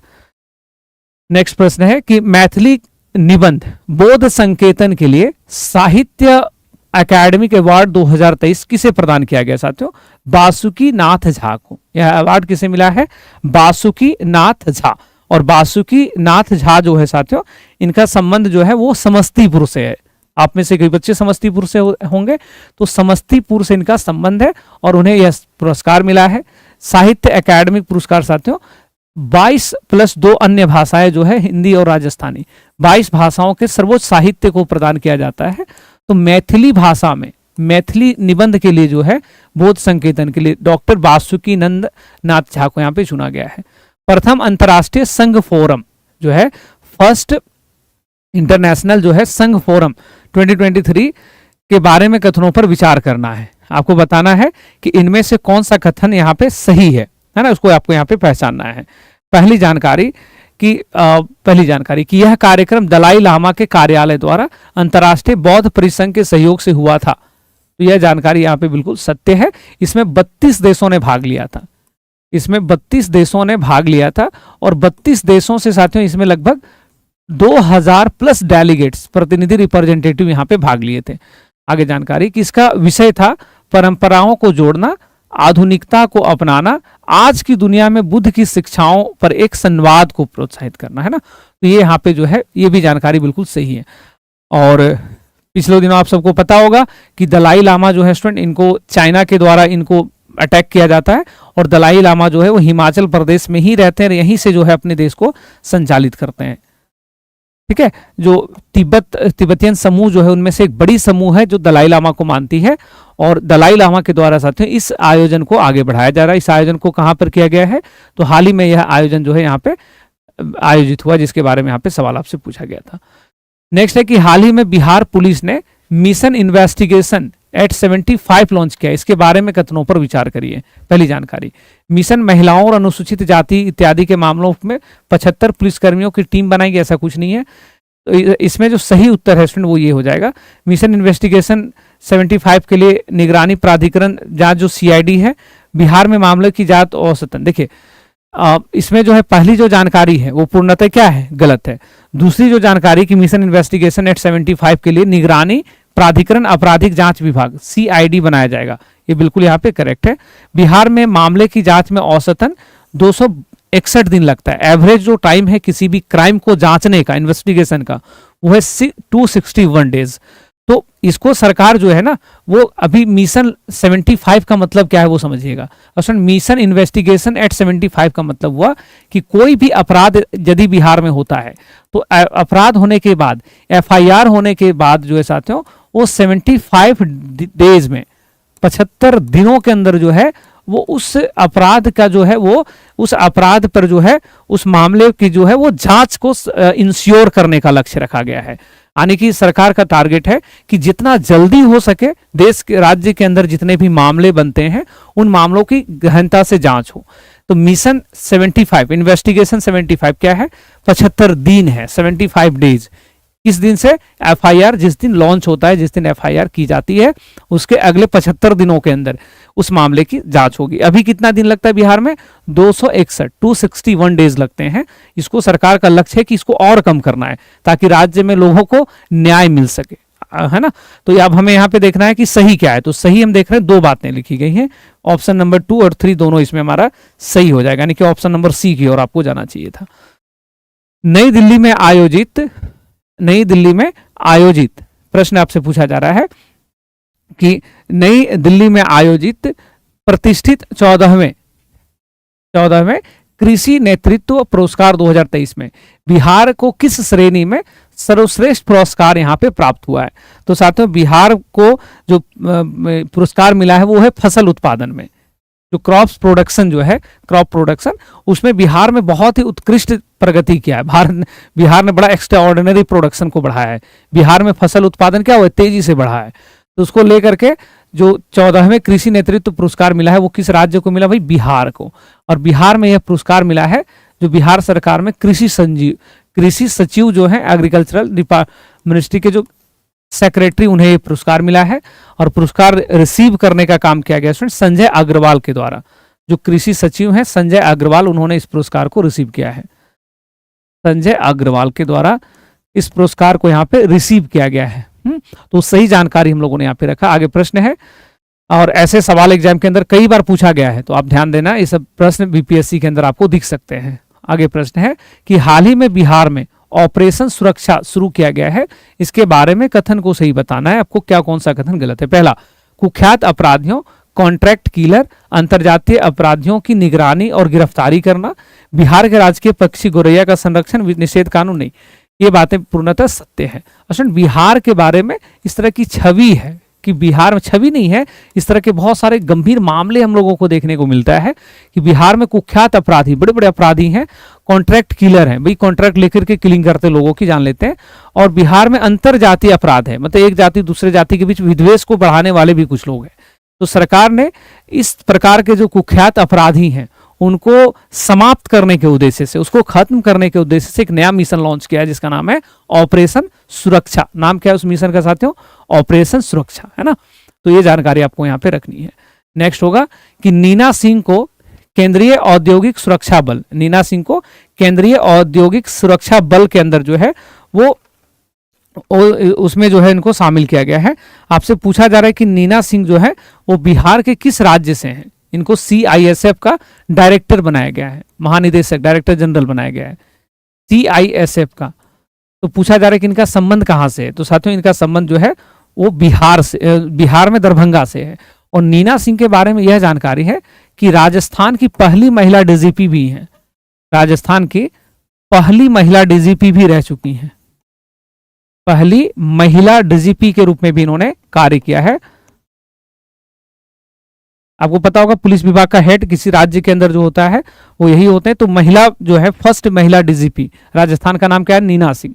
और हाल ही में उसी नीना सिंह को भारत सरकार के एक जो सैन्य विंग है साथियों CISF, उसमें महानिदेशक के पद पर यहाँ पे नियुक्ति उनको यहाँ पे मिला है। तो कथन हमारा कौन सा हो जाएगा सही, कथन यहाँ पे हो जाएगा हमारा केवल और केवल जो है ऑप्शन नंबर डी दरभंगा यहाँ पे सही हो जाएगा। और ऑपरेशन सुरक्षा जो है ना स्टूडेंट, ये 18 जो बिहार के सबसे संवेदनशील जिले हैं केवल वहीं चलेगा। एक अलग से जानकारी रख लेना, ये मुझे भी अचानक याद आ रहा है। बिहार के 18 संवेदनशील जिलों में ही केवल ये चलेगा, यानी कि वहां ज्यादा अपराध के ग्राफ हैं। जो अपराध का ग्राफ होगा वो 18 जिले हैं, तो वहीं पे केवल चलाया जाएगा। यानी कि ऐसा कोई सवाल अगर पूछा जाए क्या ये सभी जिलों में होगा, बिल्कुल भी नहीं। 38 में से 18 जो सबसे ज्यादा संवेदनशील है, सेंसिटिव जो है क्राइम के मामले में, केवल वहीं चलेगा। नेक्स्ट क्वेश्चन था, इसको मिलाने का सवाल आपसे पूछा गया था कि सूची 1 और सूची 2 को सुमेलित कीजिए। तो साथियों यहाँ पे सारा यहाँ पे जो है वो सही है। जो उलार सूर्य मंदिर है स्टूडेंट, ये पटना में कहां पे, दुल्हनी बाजार में, दुल्हिन बाजार। पटना के बच्चे जो होंगे उनको पता होगा, दुल्हिन बाजार स्टूडेंट पटना का एक जगह है, तो वहीं पे दुल्हिन बाजार है। और दुल्हिन बाजार जो पड़ता है साथियों, वहीं पर उलार सूर्य मंदिर है ना। तो उलार सूर्य मंदिर है, एक कथन सही है बिल्कुल। पुनौरा धाम मंदिर अभी हाल ही में उसको लेकर के इनॉग्रेशन का काम चलने वाला है। तो पुनौरा जो होगा स्टूडेंट, पुनौरा, वो यहाँ पे पुनौरा कहाँ पे हो जाएगा, तो पुनौरा जो हो जाएगा स्टूडेंट वो हो जाएगा कैमूर में होगा, है ना। पुनेरा कहाँ पे होगा, कैमूर में होगा। और उसी प्रकार से अगर आप देखोगे विराट रामायण मंदिर जो है इसमें ना, just a second, okay, Sitamarhi is right ना। पुनौरा तो सीतामढ़ी हो जाएगा, कैमूर नहीं होगा। पुनेरा कहाँ पे होगा, सीतामढ़ी। भाई हाल ही में इसके पुनरुद्धार का काम हो रहा है। रामायण मंदिर कहाँ पे बन रहा है अभी, पूर्वी चंपारण में, भारत में सबसे बड़ा रामायण मंदिर। Mundeshwari temple, Kaimur is right. हाँ, इसमें तो हो जाएगा सब 1 2 3 4, इसमें सब करेक्ट है। इसमें क्या हो जाएगा, सब सही हो जाएगा। इसमें ऑल ऑफ दी अबव, ये सब करेक्टली मैच्ड है। ठीक है, खबरों में क्यों रहा था तो आपको पता ही होगा, राम मंदिर को लेकर के एग्जाम में सवाल भी पूछा जा चुका है। और पुनेरा धाम को लेकर के भी एक योजना भी लॉन्च हुई सरकार की, आगे वो सवाल भी था। मुंडेश्वरी मंदिर बहुत फेमस है, कैमूर में पहाड़ी पे चढ़ के आपको यहाँ पे जाना पड़ता है। तो इसमें से सब करेक्टली मैच थे, यानी कि आपको ऑप्शन नंबर बी को यहाँ पे बनाना था। हाल ही में चर्चा में रहा आईना डैशबोर्ड पोर्टल भारत सरकार के किस मंत्रालय के द्वारा इसे लॉन्च किया गया है। शिक्षा, महिला बाल विकास, शहरी या गृह मंत्रालय के द्वारा। कौन सा पोर्टल है साथियों, तो आईना, इसे किसने हाल ही में लॉन्च किया है। तो इसकी जो शुरुआत हुई है वह जो है स्टूडेंट, ये जो शुरुआत हुआ है यह किया गया है ministry of housing and urban development, urban affairs, ठीक है, आवास और शहरी मामलों के मंत्रालय के द्वारा इसकी शुरुआत हुई है। इसका लक्ष्य क्या है, तो जो अर्बन लोकल बॉडीज जो होते हैं, जो शहरी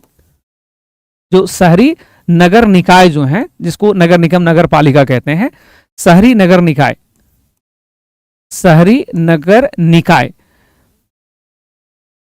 निकायों के बॉडीज के प्रदर्शन को प्रदर्शित करने के लिए,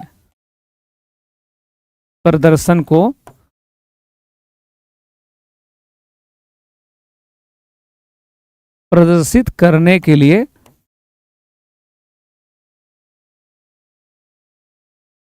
ध्यान से सुनना कि भारत सरकार ने हाल ही में किस मंत्रालय के द्वारा, हाउसिंग एंड अर्बन डेवलपमेंट ने जो अर्बन लोकल बॉडीज हैं उसके परफॉर्मेंस को दिखाने के लिए एक डैशबोर्ड लॉन्च किया है, उसका नाम है आईना।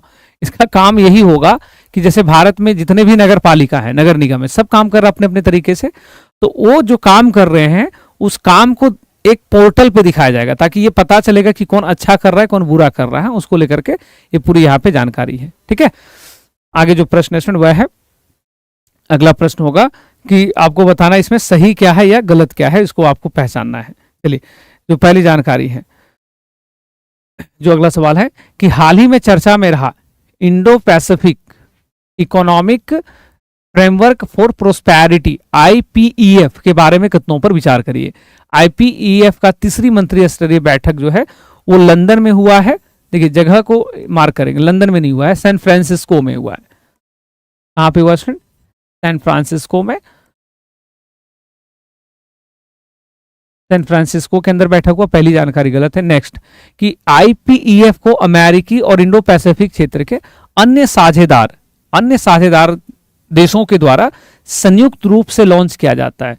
क्या ये जो रिपोर्ट है प्रोस्पेरिटी रिपोर्ट, क्या ये मिलकर जारी किया जाता है? ये बिल्कुल सही। आगे कि इसकी रूपरेखा ढांचा 3 स्तंभों में के आसपास जो है वो संरक्षित होती हैं। तो स्टूडेंट 3 स्तंभ में नहीं रहता है, बल्कि इसका जो ढांचा जो है वो 4 स्तंभों में बटा रहता है। कितने स्तंभ में भाई? ये 4 स्तंभ। इसके 4 पिलर्स होते हैं इस रिपोर्ट के। ठीक है, तो यहाँ पे हम लोग देखेंगे कि केवल एक सेंटेंस हमारा सही है। केवल जो है वो एक सेंटेंस जो है स्टूडेंट वो यहाँ पे सही है। ठीक है, तो हाँ, तो इसमें केवल एक सेंटेंस सही है। और 4 स्तंभ का मतलब क्या होता है ये समझिएगा। जैसे ये जो रिपोर्ट आता है प्रोस्पेरिटी रिपोर्ट, तो स्तंभ 1 है उसमें कुछ देश है, वह स्तंभ 2 है उसमें कुछ देश है। इस तरह से जैसे अगर आपसे पूछा जाए कि 4 स्तंभ में भारत कहाँ पे है, भारत कहाँ पे, किस पिलर्स में, किस इस रिपोर्ट के, तो स्टूडेंट 4th पिलर में है। भारत किधर है भाई? खुद भारत 4थे पिलर में है। जो Indo Pacific economic framework report prosperity report आता है, तो भारत किसमें? 4थे स्तंभ में है। यानी कि ये पॉइंट भी यहाँ पे क्या था? गलत लिखा हुआ है। केवल एक है ऑप्शन नंबर जो हमने सी किया है, केवल 2 इसमें सही हो जाएगा। अगला प्रश्न है कि प्रायः खबरों में रहने वाला ग्लोबल साउथ अवधारणा किससे संबंधित है? तो साथ में ब्रांट रिपोर्ट से रिलेटेड है। किस रिपोर्ट से संबंधित है? ब्रांट रिपोर्ट से ये संबंधित है। और 2 रिपोर्ट है जिसमें आप कंफ्यूज मत करना। एक है ब्रांड लैंड रिपोर्ट, दूसरा है Brandt report. Brundtland report जो है ये बहुत ही महत्वपूर्ण है। पहली बार सतत विकास, एग्जाम में सवाल आ चुका है कि पहली बार सस्टेनेबल डेवलपमेंट शब्द का प्रयोग किस रिपोर्ट में हुआ था। तो साथियों पहली बार सस्टेनेबल डेवलपमेंट का जो चर्चा हुआ, इस शब्द जो पहली बार खबरों में आया था सतत विकास को लेकर के, वो यहीं पे खबरों में आया था, है ना, इसी रिपोर्ट में। और हाँ, इसलिए कभी कंफ्यूजन भी होता है कि हमने ये पढ़ा होगा, ये आमतौर पे सभी बच्चे पढ़े होंगे, लेकिन आपसे पूछा जा रहा है ग्लोबल साउथ का कंसेप्ट किसने दिया था, तो ब्रांट रिपोर्ट में। ये ग्लोबल साउथ क्या था वो समझने का प्रयास करिएगा। और ग्लोबल साउथ जो सेंटेंस है ये बेसिकली उन देशों के लिए शब्द का प्रयोग किया गया था जो इमर्ज होने वाले कंट्रीज थे। ऐसे देश जिसमें भारत भी शामिल है, जो इमर्ज हो रहे हैं, बहुत ही तेजी से जो डेवलप कर रहे हैं दक्षिण के देश, तो उसके लिए इस शब्द का यहाँ पे प्रयोग किया गया था। उत्तर दक्षिण के देशों के लिए इस प्रकार के शब्दों का यहाँ पे प्रयोग हुआ था। ठीक है, और चलिए ये जानकारी आप रखेंगे। आगे प्रश्न है कि हाल ही में लॉन्च किया गया ग्लोबल डिजिटल पब्लिक इंफ्रास्ट्रक्चर के बारे में कथनों पर विचार करिए। ठीक है, इसमें से कौन सी कथन सही है, कौन सा कथन गलत है। चलिए पहली जानकारी कि इस रिपोर्ट के बारे में, इसे वित्त मंत्रालय द्वारा विकसित किया गया है। साथियों इसे वित्त मंत्रालय ने विकसित नहीं किया है, इसे विकसित किया गया है मिनिस्ट्री ऑफ इंफॉर्मेशन टेक्नोलॉजी मिट्टी के द्वारा। हाँ, ministry of electronics and information technology. ठीक है, जो इलेक्ट्रॉनिक और सूचना मंत्रालय जो है ना उसके द्वारा, इलेक्ट्रॉनिक एंड इंफॉर्मेशन टेक्नोलॉजी, संचार मिट्टी। हाँ, ministry of information electronics and information technology, electronics and information technology and information technology मंत्रालय के द्वारा इसको जारी किया गया था। आगे है, ये G20 के दौरान ही हुआ है, जब G20 हो रहा था उसी समय इसको लॉन्च किया गया है। नेक्स्ट है कि वैश्विक दक्षिण में डिजिटल पब्लिक इंफ्रास्ट्रक्चर कार्यान्वयन को तीव्र करने के लिए सामाजिक प्रभाव निधि शुरू किया गया है। एक नया कोर्स एस्टैब्लिश किया गया है, जिस कोर्स का नाम रखा गया स्टूडेंट, उस कोर्स का नाम रखा गया digital public infrastructure implementation global south जो है, उसके लिए एक फंड यहाँ पे बनाया जा रहा है। ये बातें यहाँ पे पूर्णतः सही है, ये बात यहाँ पे पूर्णतः सही है, यानी कि दूसरा सेंटेंस जो है वो हमारा केवल करेक्ट है, पहला जो है वो इनकरेक्ट था। पहला जो है कैसा है, तो ये गलत है, इनकरेक्ट था। मंत्रालय जो है वित्त मंत्रालय ने बल्कि मिट्टी होना चाहिए था, इलेक्ट्रॉनिक्स और इंफॉर्मेशन टेक्नोलॉजी। अगला प्रश्न है कि रैपिड ट्रांजिट सिस्टम प्रोजेक्ट के संबंध में निम्नलिखित कथनों पर विचार करिए। ठीक है, ये क्या है? पहली जानकारी कि हाल ही में नई दिल्ली और फरीदाबाद को जोड़ने वाला पहला क्षेत्रीय रैपिड ट्रांजिट सिस्टम को शुरू किया गया है। क्या ये सही कथन है? क्या ये कथन सही है? तो स्टूडेंट ये कथन जो है वो बिल्कुल गलत है, क्योंकि ये जो कथन है स्टूडेंट वो यूपी में साहिबाबाद और दुहाई को कनेक्ट करता है, नई दिल्ली को नहीं, बल्कि यूपी में ये कनेक्ट करता है। क्षेत्रीय रैपिड ट्रांजिट सिस्टम जो है वो यूपी के ही दो जगहों को कनेक्ट करता है, साहिबाबाद और दुहाई। ये दो जगह है जिनको ये कनेक्ट करता है। तो पहली जानकारी हमें यहाँ पे, इसमें कई लोग गलत किए होंगे है ना, क्योंकि नमो ट्रेन वाला जो पूछा गया था उसमें आप लोग गलत किए होंगे, फंस गए होंगे। उसके बाद है कि राष्ट्रीय राजधानी क्षेत्र परिवहन निगम पर आरआरटीएस को लागू करने का उत्तरदायित्व है। मतलब इस प्रोग्राम को लागू करने का जो लक्ष्य है वो एनसीआरटीसी के पास है। क्या ये बात यहाँ पे सही है क्या? तो बिल्कुल ये जो कंसेप्ट है स्टूडेंट यहाँ पे बिल्कुल सही है। ये जो चलेगा, जो हमारा रैपिड ट्रांजिट सिस्टम है, इसको कौन लागू करेगा? तो राष्ट्रीय राजधानी क्षेत्र परिवहन निगम के द्वारा इसको लागू किया जाएगा। इसमें केवल और केवल हमारा दूसरा सेंटेंस सही है। आगे प्रश्न है, ग्लोबल मैरीटाइम समिट 2023 किस शहर में आयोजित हुआ है? समुद्री सम्मेलन, जो वैश्विक समुद्री सम्मेलन था साथियों, इसका आयोजन कहां पर हुआ है? चलिए, तो इसका आयोजन कहां पर हुआ है ये आपको यहां बताना है। तो स्टूडेंट यह आयोजन हुआ है मुंबई में, और इसमें ग्लोबल मैरीटाइम इंडिया जो समिट था, इस आयोजन के बारे में बात है कि इसमें ब्लू इकोनॉमी पे बल दिया गया है, ब्लू इकोनॉमी पे। और एक विजन डॉक्यूमेंट भी पब्लिश किया गया है जिसका नाम है, एक विजन डॉक्यूमेंट भी पब्लिश किया गया जिसका नाम है अमृतकाल विजन। अमृतकाल 2047, अमृतकाल 2047, 2047, हाँ 2047, ये भी यहाँ पे विजन यहाँ पे प्रस्तुत किया गया है। हमने थोड़ी देर पहले ही बात किया था कि जो दुनिया में व्यापार का सबसे बड़ा मार्ग है वो है समुद्री मार्ग। समुद्री मार्ग जो है व्यापार का सबसे बड़ा मार्ग है। तो इस समिट के अंदर इस बात को विशेष रूप से रिकॉग्नाइज किया गया है कि ब्लू इकोनॉमी को कैसे और आगे बढ़ाया जाएगा, और अमृत का विजन डॉक्यूमेंट जो है इसमें प्रस्तुत किया गया है।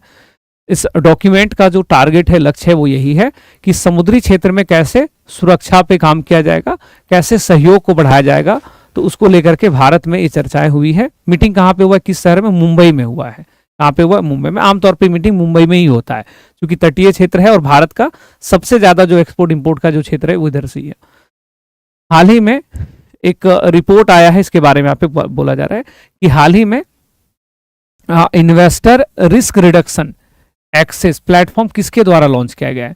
तो जैसे ही इन्वेस्टर शब्द आया होगा, आपने स्टॉक मार्केट को यहाँ पे रिकॉग्नाइज, आपने उसको एसोसिएट किया होगा। तो स्टूडेंट जैसे ही हम लोग बोलते हैं स्टॉक मार्केट, तो निश्चित रूप से आप सभी बच्चों को पता होगा कि भारत में यह कार्य जो है वो सेबी के द्वारा किया जाता है। तो हाल ही में investor risk reduction access platform को लॉन्च किसने कर दिया है भाई? सेबी ने किया है। किसने किया है? सेबी ने, है ना। आपको पता होगा सेबी का जो ज्यादातर लेन देन होता है स्टूडेंट वो थर्ड पार्टी एक ब्रोकर के द्वारा होता है, यानी कि आप शेयर बाजार में जो भी लेन देन करते हो ब्रोकर के माध्यम से करते हो। तो कई बार क्या होता है कि जो ब्रोकर बीच में आपके सेबी के रूप में जो है, जो सेबी से आपको इंटरेक्ट करवा रहा है, इंटरेक्शंस जो आपको सेबी से करवा रहा है, वो इंटरेक्शंस में क्या होता है कि वो कई बार आपका जो है सिक्योर नहीं हो पाता है। तो आपका जो शेयर बाजार से लेन देन है, जो थर्ड पार्टी जो है, जो आपका ब्रोकर है, उससे आपको और ज्यादा सुरक्षित करने के लिए जो है इस प्रकार का एक नई पहल की यहाँ पे शुरुआत देखने को मिलती है। ठीक है, आगे बढ़ेंगे और अभी लगातार हम लोग फटाफट सिर्फ सवालों पे चर्चा जो है उसको आगे बढ़ाएंगे। ठीक है, आगे प्रश्न क्या है उसे देखेंगे। अगला प्रश्न स्टूडेंट, रेफरेंस फ्यूल को लेकर के, consider the following statement regarding reference fuels. Reference fuels के बारे में पहली जानकारी कि ओएनजीसी ने भारत का पहला गैसोलीन डीजल रेफरेंस फ्यूल को लॉन्च किया है। इधर का जानकारी बिल्कुल सही है, केवल ओएनजीसी के द्वारा हो जाएगा। IOCL ने इसे लॉन्च किया है, न कि ओएनजीसी ने, है ना। इंडियन ऑयल कॉर्पोरेशन लिमिटेड ने इसे लॉन्च किया साथियों। इन ईंधनों का उपयोग इथेनॉल फ्यूल की दक्षता को बढ़ाने के लिए किया जाता है। क्या ये भी जानकारी गलत है? इसका प्रयोग जो है स्टूडेंट वो ऑटोमोटिव इसका प्रयोग जो है वो ऑटोमोटिव, इसका जो प्रयोग किया जाएगा साथियों वह है ऑटोमोटिव टेक्नोलॉजी द्वारा जो है उसका प्रयोग, उसमें इसका प्रयोग किया जाएगा। ऑटोमोटिव टेक्नोलॉजी में जो है इसका यहाँ पे प्रयोग किया जाएगा। तो ये जो जानकारी है ऑप्शन नंबर जो यहाँ पे बी लिखा गया है वो भी यहाँ पे क्या हो जाएगा, तो गलत है। तो इसका परीक्षण एजेंसी इसका प्रयोग करेगी, ना कि इसमें इथेनॉल फ्यूल की दक्षता को बढ़ाने पे इसमें काम होगा। तो ये दोनों जानकारी क्या होगा, गलत। तो इसमें ऑप्शन नंबर हम लोग डी करेंगे, उपरोक्त में से कोई नहीं। नेक्स्ट क्वेश्चन होगा कि हाल ही में किस देश के विधायी निकाय ने व्यापक परमाणु परीक्षण प्रतिबंध के अनुसमर्थन को रद्द कर दिया है। निश्चित रूप से रशिया होगा। जो स्टूडेंट जो इसमें लोग बात कर रहे हैं सीटीबीटी का, कि किसने कॉम्प्रिहेंसिव टेस्ट बैंड ट्रीटी जो है उसको, उससे बाहर हो गया है, उसको ब्रेक कर दिया है। तो उस देश का नाम क्या है, उस देश का नाम है रशिया। रशिया जो है उसने इससे बाहर हो गया है, उसने ऐसा काम किया है, ठीक है। और आपको सबने जानकारी होगा कि रशिया ने जो है स्टूडेंट वो इस पहल को 1996 से इसको अपनाया था। और इसमें क्या होता है ये समझिएगा स्टूडेंट, इसमें ये होता है कि कोई भी देश अगर परमाणु परीक्षण प्रतिबंध संधि में अगर हस्ताक्षर किया है, जो रशिया ने 1996 में किया था, तो इसका मतलब होता है कि वह देश जो है स्टूडेंट वो नया परमाणु परीक्षण नहीं करेगा। मतलब वो देश जो है वो एटॉमिक रिसर्च पे काम नहीं करेगा, वो नया कुछ टेस्ट नहीं करेगा, अपनी कैपेसिटी जो, अपनी क्षमता जो वो बनाए रखे, परमाणु क्षमता, लेकिन वो नया कुछ प्रयोग नहीं करेगा। तो रशिया ने जो 1996 में इस ट्रीटी पे हस्ताक्षर किया था कि भाई अब हम कुछ नया परमाणु प्रयोग नहीं करेंगे, उसने अपने आप को इससे बाहर कर लिया है ना, उसको इसने यहाँ से अपने आप को क्या कर लिया है, बाहर कर लिया है। तो ये जानकारी हमारा यहाँ पे पूर्णतः सही होगा। चलिए आगे सवाल है कि किस देश ने कथित तौर पर शक्तिशाली हाइपरसोनिक हथियारों से लैस विश्व का पहला नियर स्पेस कमांड स्थापित कर दिया है। स्टूडेंट दुनिया में सब देश है ना, सब देश जो है वो एयर से लेकर के सरफेस और सरफेस से लेकर के एयर पर जो है वो सुरक्षा का व्यवस्था कर लेता है। लेकिन एक ऐसा देश है जिसने अपना सुपरसोनिक हाइपरसोनिक जो हथियार है उसको उसने स्टूडेंट उसको विश्व का पहला जो इसने नियर स्पेस कमांड किया है, मतलब अंतरिक्ष में जिसने कमांड कर दिया है, अपना जो हथियार है उसको स्पेस में जिसने तैनात कर दिया है, उस देश का नाम क्या है? उस देश का नाम है चीन। चाइना जो है वो पृथ्वी से लगभग 20 किलोमीटर की दूरी पे, हाँ, अर्थ जो है पृथ्वी जो है उससे लगभग 20 किलोमीटर की दूरी पे जो है इसको स्थापित कर रहा है। तो आप इस बात की जानकारी रखेंगे कि दुनिया का पहला देश जिसने हाइपरसोनिक हथियारों से लैस विश्व का पहला नियर स्पेस कमांड को स्थापित किया, उस संबंधी देश का नाम क्या है? उस देश का नाम है चाइना। इस प्रकार का अटपटा सा काम जो है आमतौर पे चीन ही करता है, और यहाँ पे भी चीन कर रहा है। अभी चीन ने हाल ही में आपने पढ़ा होगा कि चांग-ई 6 जो उसका एक मिशन था, उसके अंतर्गत जो है स्टूडेंट चंद्रमा से जो है एविडेंस के तौर पे वहां की मिट्टी लेकर के आ रहा है, उसकी जांच करेगा, उस पर टेस्ट करेगा, और चंद्रमा पे 2030 तक पहुंचने का प्रयास भी कर रहा है। तो चीन इस प्रकार के कई सारे प्रयोग जो है अंतरिक्ष में लगातार कर रहा है। और एक प्रश्न एग्जाम में खूब आया करता था कि दुनिया का वह पहला देश जिसने स्पेस पुलिस बनाया है, जैसे हमारे यहाँ होता है ना जल सेना, थल सेना, वायु सेना ना, नेवी, आर्मी और एयरफोर्स। तो एक ऐसा देश जिसने स्पेस फोर्स बना दिया, अंतरिक्ष सेना भी बना दिया है, वो है अमेरिका। अमेरिका आपको पता होगा डोनाल्ड ट्रंप के समय में, हालांकि अभी देखो फिर वहां पे इलेक्शन होने वाला है प्रेसिडेंट का, तो डोनाल्ड ट्रंप जो थे उनके समय में स्पेस पुलिसिंग को लेकर के उन्होंने एक नई पॉलिसी पारित की थी। आगे प्रश्न है कि रक्षा मंत्री ने गोवा मैरीटाइम कॉन्क्लेव में अपने भाषण के दौरान कैदी की दुविधा अवधारणा का उल्लेख किया है। आपसे सवाल पूछा जा रहा है कि कैदी की दुविधा अवधारणा क्या है ना, ये अवधारणा क्या है? कैदी की दुविधा अवधारणा का उल्लेख किया था। कैदी की दुविधा अवधारणा क्या है? What is the mean of prisoners dilemma refers to? ये क्या होता है? तो पहला है कि यह जो है स्टूडेंट गेम थ्योरी में सबसे लोकप्रिय गेम में से एक है। यह निर्णय विश्लेषण में एक विरोधाभास है जहां दो व्यक्ति प्रत्येक अपने स्वयं के हितों के पीछा करते हुए सर्वोत्तम संभव परिणाम प्राप्त करने में विफल होते हैं। सर्वोत्तम परिणाम सहयोग में निहित होते हैं। इसमें स्टूडेंट ये दोनों बातें सही है। किसमें? तो कैदी की दुविधा में, प्रिजनर्स डायलेमा में। देखिए होता क्या है प्रिजनर्स डायलेमा, मान लो दो लोग हैं और दो लोगों ने मिलकर कोई अपराध किया है, दोनों लोग जेल में बंद है। तो कई बार क्या होता है स्टूडेंट कि उन दोनों कैदियों से अगर आप ये पूछोगे कि भाई बताओ अपराध किसने किया, या फिर आप उनसे पूछोगे कि बताओ किस उस अपराध में किसने ज्यादा भूमिका निभाया, किसने कम भूमिका निभाया। तो आमतौर पे क्या होगा कि कैदी जो है वो एक दूसरे से तू मैं करेंगे, हो सकता है वापस में लड़ जाए, नहीं मैं नहीं कर रहा था, मैंने अपराध नहीं किया था, इसने किया था। तो दुविधा जो इसमें है, जिसमें कैदी की दुविधा जो है, प्रिजनर्स डायलेमा, इसमें क्या होता है कि कैदियों को, दो अपराध करने वाले कैदियों को अलग अलग कमरे में बैठा करके एक लालच दे करके, एक लोभ दे करके कि देखो सच सच बताओ तुम छूट जाओगे, है ना, तुम्हें छोड़ दूंगा, तो सारा सच बताओ तुम। तो वो जो है व्यक्ति इसमें वो सारा कहानी जो है बता देगा, उसमें अपनी बातें वो कम बताएगा।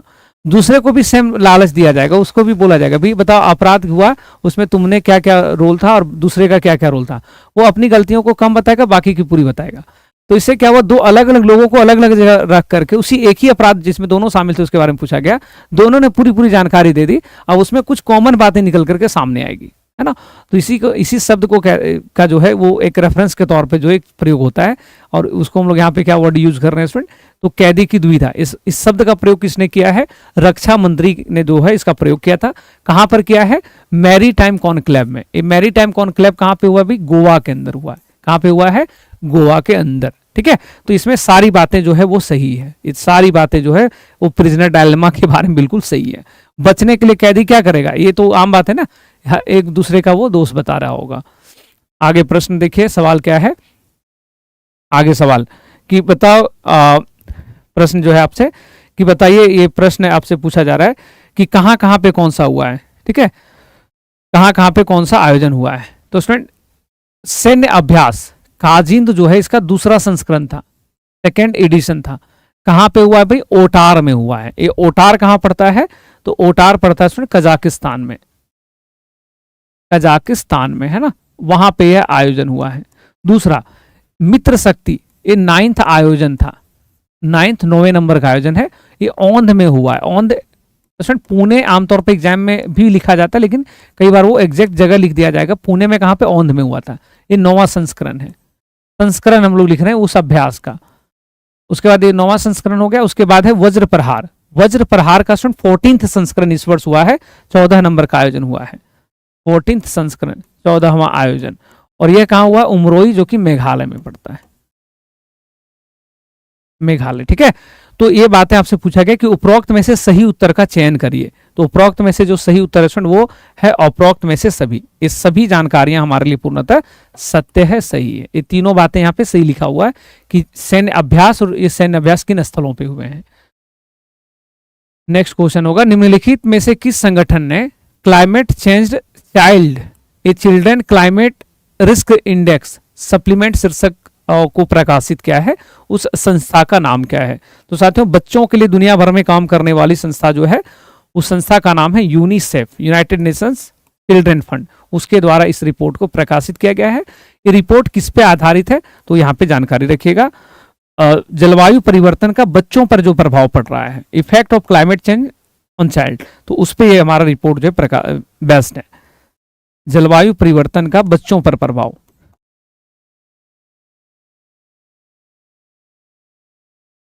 जलवायु परिवर्तन का बच्चों पर प्रभाव, हाँ, उस पर यह आधारित है। आगे प्रश्न है, अनुच्छेद 370 को निरस्त करने के सर्वोच्च न्यायालय के निर्णय के बारे में कथनों पर विचार करिए। ये हाल ही में आपने पढ़ा होगा कि सर्वोच्च न्यायालय ने जो है स्टूडेंट वो इसको लेकर के जो है हाल ही में सुप्रीम कोर्ट में पीआईएल दायर हुआ था ना, कि जो 370 धारा है उसको समाप्त करने, अनुच्छेद 370 को, जो जम्मू कश्मीर को लेकर के जो मुद्दा था, तो सुप्रीम कोर्ट ने उसमें क्या अपना स्टेटमेंट दिया है, क्या जजमेंट दिया, उसको लेकर के बातें हैं। तो सुप्रीम कोर्ट के जजमेंट को यहाँ पे देखें, तो पहला जजमेंट कि न्यायालय ने निर्णय दिया कि 1947 में भारत में विलय के बाद जम्मू कश्मीर की कोई संप्रभुता नहीं बची है। क्या ये कथन यहाँ पे सही है क्या? ये कथन सही इन सेंस की क्या सुप्रीम कोर्ट ने अपने जजमेंट में ये बातें कही है निम्नलिखितों पर, तो उसने अपने निर्णय में ये बातें कही है, ये पूर्णतः सत्य है। नेक्स्ट कि न्यायालय ने अनुच्छेद 370 को एक अस्थायी संक्रमणकाली प्रावधान माना। क्या न्यायालय ने the court had article 370 as a temporary and transition provision, क्या ये माना है ऐसा प्रोविजन? हाँ, ये भी जो है वो सुप्रीम कोर्ट ने माना। नेक्स्ट कि केंद्र को, यानी कि सेंट्रल गवर्नमेंट को, सेंटर को जम्मू कश्मीर को केंद्र शासित प्रदेश का दर्जा बनाए रखने के निर्देश दिए हैं। केंद्र शासित प्रदेश का दर्जा जो है बनाने का निर्देश नहीं दिया है, बल्कि बोला है कि जो उसका राज्य का स्टेटस है वो वापस करिए जल्दी से, और दूसरा वहां पर विधानसभा का जल्दी से चुनाव करवाइए, जितना जल्दी हो सके वहां पे विधानसभा का आपको चुनाव कराना चाहिए। इसमें से दो बातें हमने देखा कि सही है, और ये दो बातें हैं ऑप्शन नंबर ए और सी में, ऑप्शन नंबर और जिसमें 1 और 2 बोथ यहाँ पे हमारा करेक्ट है। केवल एक सेंटेंस गलत है, वो सेंटेंस केवल हमारा ऑप्शन नंबर जो कथन नंबर 3 है वो वहां पे गलत है। ठीक है, तो ऐसे प्रश्नों को बिल्कुल ध्यान से पढ़ने पे आप इन्हें सही कर सकते हैं, इसमें कहीं पे कोई दिक्कत आपको नहीं आएगी। हाल ही में केंद्र सरकार ने मौजूदा आयुष्मान भारत स्वास्थ्य और कल्याण केंद्रों का नाम परिवर्तित करके इसका नाम क्या कर दिया है? आयुष्मान आरोग्य मंदिर केंद्र या आरोग्य सेवा मंदिर। तो साथियों इसका नाम बदल करके कर दिया गया है आयुष्मान आरोग्य मंदिर। इसका नाम क्या कर दिया गया है? आयुष्मान आरोग्य मंदिर। और आप सभी बच्चों ने जानकारी होगा इस संदर्भ में कि आयुष्मान जो योजना था साथियों, ये 2017-18 में लॉन्च हुआ था, और इस प्रोग्राम का लक्ष्य है कि प्रत्येक परिवार को जो है वो 5 लाख तक का हेल्थ इंश्योरेंस देना, 5 लाख तक का स्वास्थ्य बीमा प्रदान करना ना, हेल्थ इंश्योरेंस स्वास्थ्य बीमा यहाँ पे प्रदान करने के लिए इसकी शुरुआत हुई थी। आयुष्मान भारत जो कार्यक्रम चलाया गया था, तो उसी से संबंधित आपसे पूछा गया है। जो आयुष्मान कल्याण केंद्र जो होता है ना, आयुष्मान सेंटर्स जो बनाए गए थे, उसका नाम अब जो होगा स्टूडेंट वह है आयुष्मान आरोग्य मंदिर। आयुष्मान आरोग्य मंदिर। अगला प्रश्न है, मानवाधिकारों की सार्वभौमिक घोषणा के बारे में कथनों पर विचार करिए। Consider the following statement regarding universal declaration of human rights.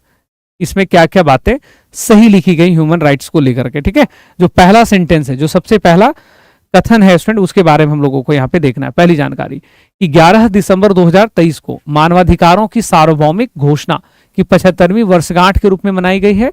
11th of December marks the 75th anniversary of the declaration। मानवाधिकार दिवस मनाया जाता है 10 दिसंबर को, तो 11 दिसंबर को कैसे हो जाएगा ये? तो 11 नहीं बल्कि 10 होना चाहिए था, बाकी सब मैटर सही था, बाकी इसमें कोई गलती नहीं थी। ठीक है, तो पहला सेंटेंस गलत हो गया, वहां पे 11 नहीं बल्कि 10 होना चाहिए। दूसरा, 2023 के समारोह के लिए निर्धारित थीम सभी के लिए स्वतंत्रता, समानता और न्याय थी। ये भी पूर्णतः यहाँ पे ये सेंटेंस जो है कि फ्रीडम जो है, इक्वालिटी एंड जस्टिस, ये इसका थीम में शामिल था, बिल्कुल सही है। भारतीय संविधान के मौलिक अधिकार जो है वो यूडीएचआर के सिद्धांतों और प्रावधानों को दर्शाता है। भारत में मानवाधिकार के जो इतने भी प्रावधान है वो सब इसके अंतर्गत भारतीय संविधान के फंडामेंटल राइट्स के अंतर्गत जो वो निहित है ना। जो भारत सरकार हमारा जो मौलिक अधिकार उसमें सब निहित है ना, मौलिक जो एक व्यक्ति को जो मानवाधिकार जो ह्यूमन राइट्स जो मिलना चाहिए वो सब हमारे इसमें यहाँ पे शामिल देखने को मिलता है। आगे प्रश्न, निम्नलिखित कथनों में कौन सा हाल ही में चर्चा में रहा शब्द डॉलरीकरण के उचित रूप से परिभाषित करता है?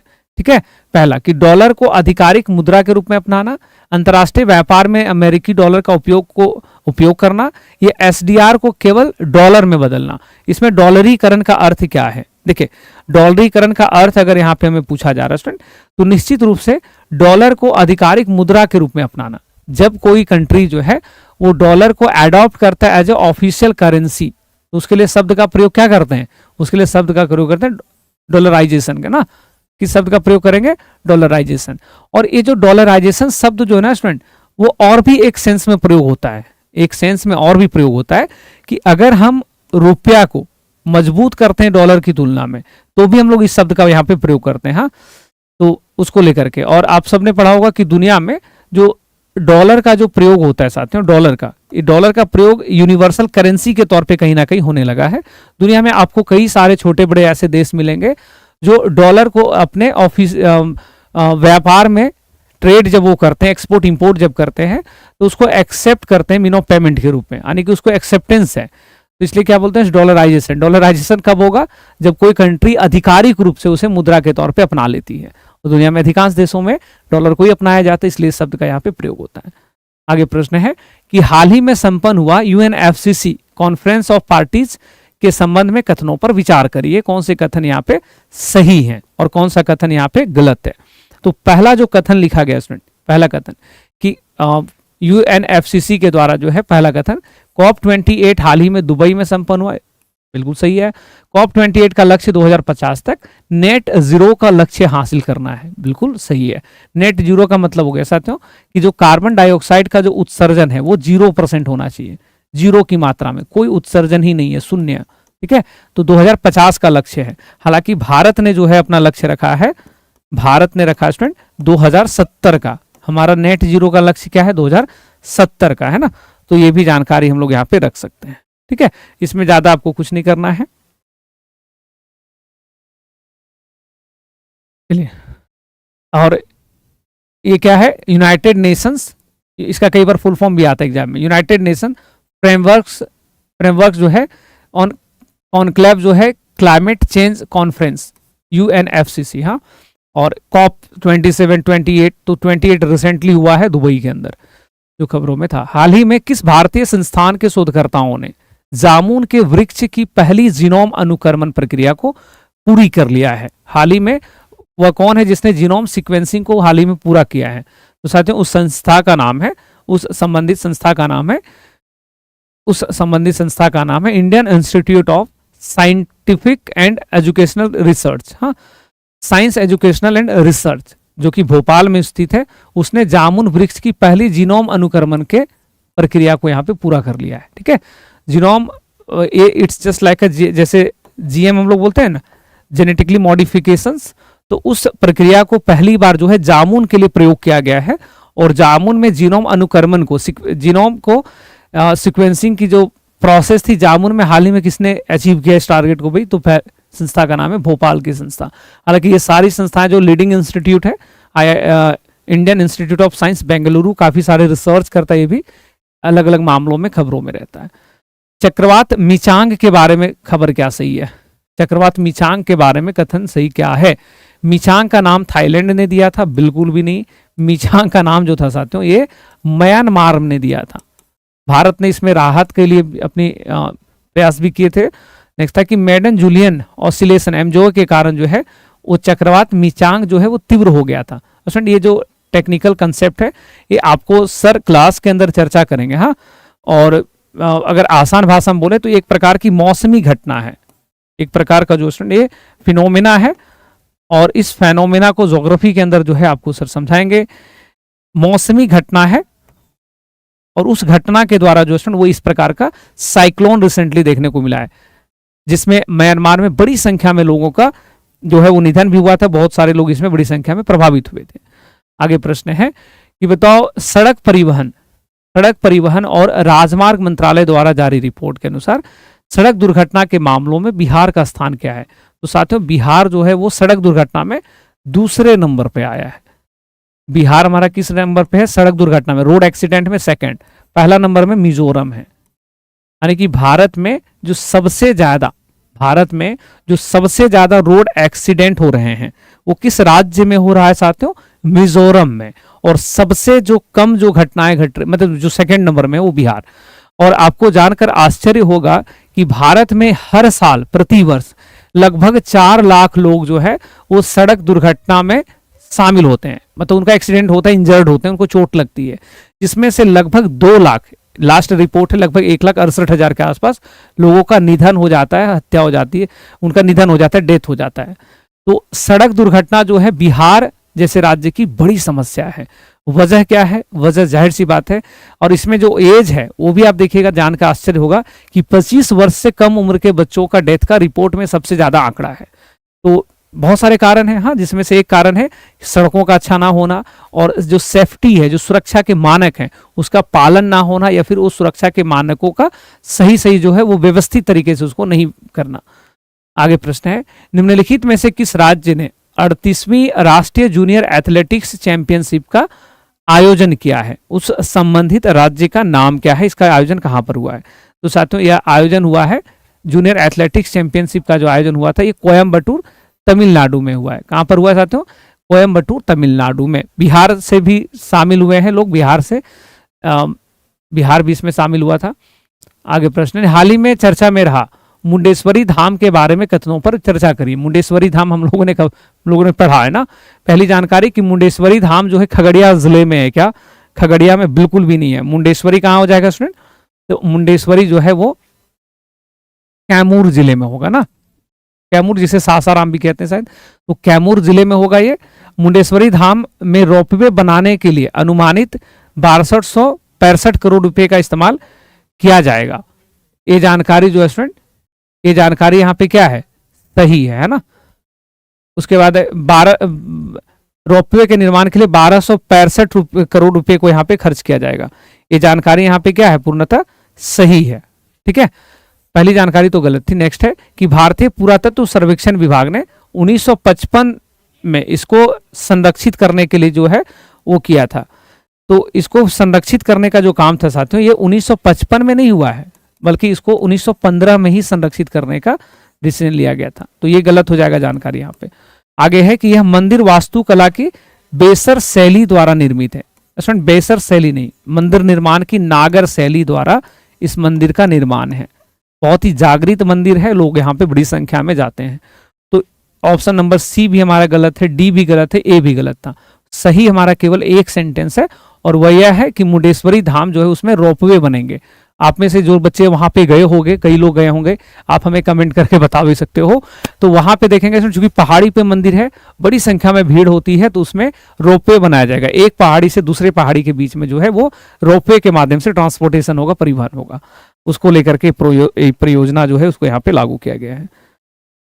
चलिए आगे बढ़ते हैं। आगे प्रश्न क्या है, आगे प्रश्न है निम्नलिखित में से हाल ही में पटना उच्च न्यायालय के न्यायाधीश के रूप में साथियों किसकी नियुक्ति हुई है। तो न्यायाधीश के रूप में हुआ है विवेक चौधरी, न्यायमूर्ति विवेक चौधरी की नियुक्ति। और आप सबने जानकारी होगा कि चीफ जस्टिस जो है सीजेआई और पटना हाईकोर्ट, तो पटना हाईकोर्ट के जो सीजेआई साथियों वो है विनोद चंद्रन। क्या नाम उनका, न्यायमूर्ति विनोद चंद्रन। विनोद चंद्रन एग्जाम में कई बार ऐसे सवाल भी रहा है। इस पटना हाईकोर्ट का पटना उच्च न्यायालय के मुख्य न्यायाधीश, तो मुख्य न्यायाधीश है विनोद चंद्रन। वीर गाथा प्रोजेक्ट, वीर गाथा प्रोजेक्ट के संबंध में कथनों पर विचार करिए। पहला कि यह एक वार्षिक कविता महोत्सव है, बिल्कुल भी नहीं। जिसमें आईआईटी के छात्र परमवीर चक्र विजेताओं के बलिदान पर जो है उसको महिमा मंडन करते हैं। अश्विन, यह कविता महोत्सव है, लेकिन इसमें जो है ना वो केवल परमवीर चक्र नहीं बल्कि वीरता पुरस्कार जो प्राप्त करते हैं, जो गैलेंट्री अवार्ड प्राप्त करते हैं, उन गैलेंट्री अवार्ड को प्राप्त करने वाले, जो गैलेंट्री अवार्ड के प्राप्त करता है, जो सैनिक जो वीरता से बड़े दृढ़ शक्ति के साथ रक्षा करते हुए शहीद होते हैं या सेक्रीफाइस करते हैं, उसके लिए इसकी शुरुआत हुई है। तो वीरता पुरस्कार प्राप्तकर्ता के लिए जो है इसकी शुरुआत हुई। तो पहली जानकारी यहाँ पे गलत हो जाएगी। नेक्स्ट है कि रक्षा मंत्रालय ने शिक्षा मंत्रालय के साथ सहयोग के साथ मिलकर के इसको प्रोजेक्ट वीर गाथा 3.0 को शुभारंभ किया है।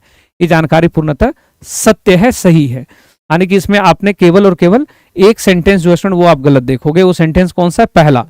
इसमें क्या हो जाएगा, पहला इसमें जो होगा स्टूडेंट वो है कि वीरता पुरस्कार के प्राप्तकर्ताओं के बारे में जो है ये आयोजन होता है। और इसमें होता क्या है, इसमें स्कूल के बच्चे भाग लेते हैं और आईआईटी के द्वारा जो है आईआईटी के बच्चे जो हैं वो महिमा मंडन करते हैं, बिल्कुल भी नहीं। इसमें कौन से बच्चे भाग लेंगे स्टूडेंट, जो आईआईटी के जो बच्चे हैं अलग अलग विद्यालयों के, वो सब इसमें भाग लेते हैं।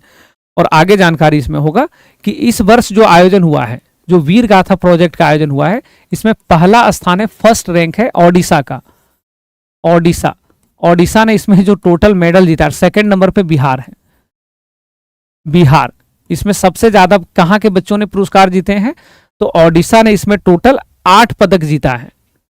टोटल इसने 8 इसमें पुरस्कार इनको मिला है और बिहार को 7 पुरस्कार मिला है। ठीक है, तो बिहार जो है स्टूडेंट वो बिहार के 7 विजेता हैं, विनर्स हैं, और ओडिशा के 8। तो पहला दूसरा नंबर पे कौन है, ये जानकारी आपको यहाँ पे मिल चुका होगा।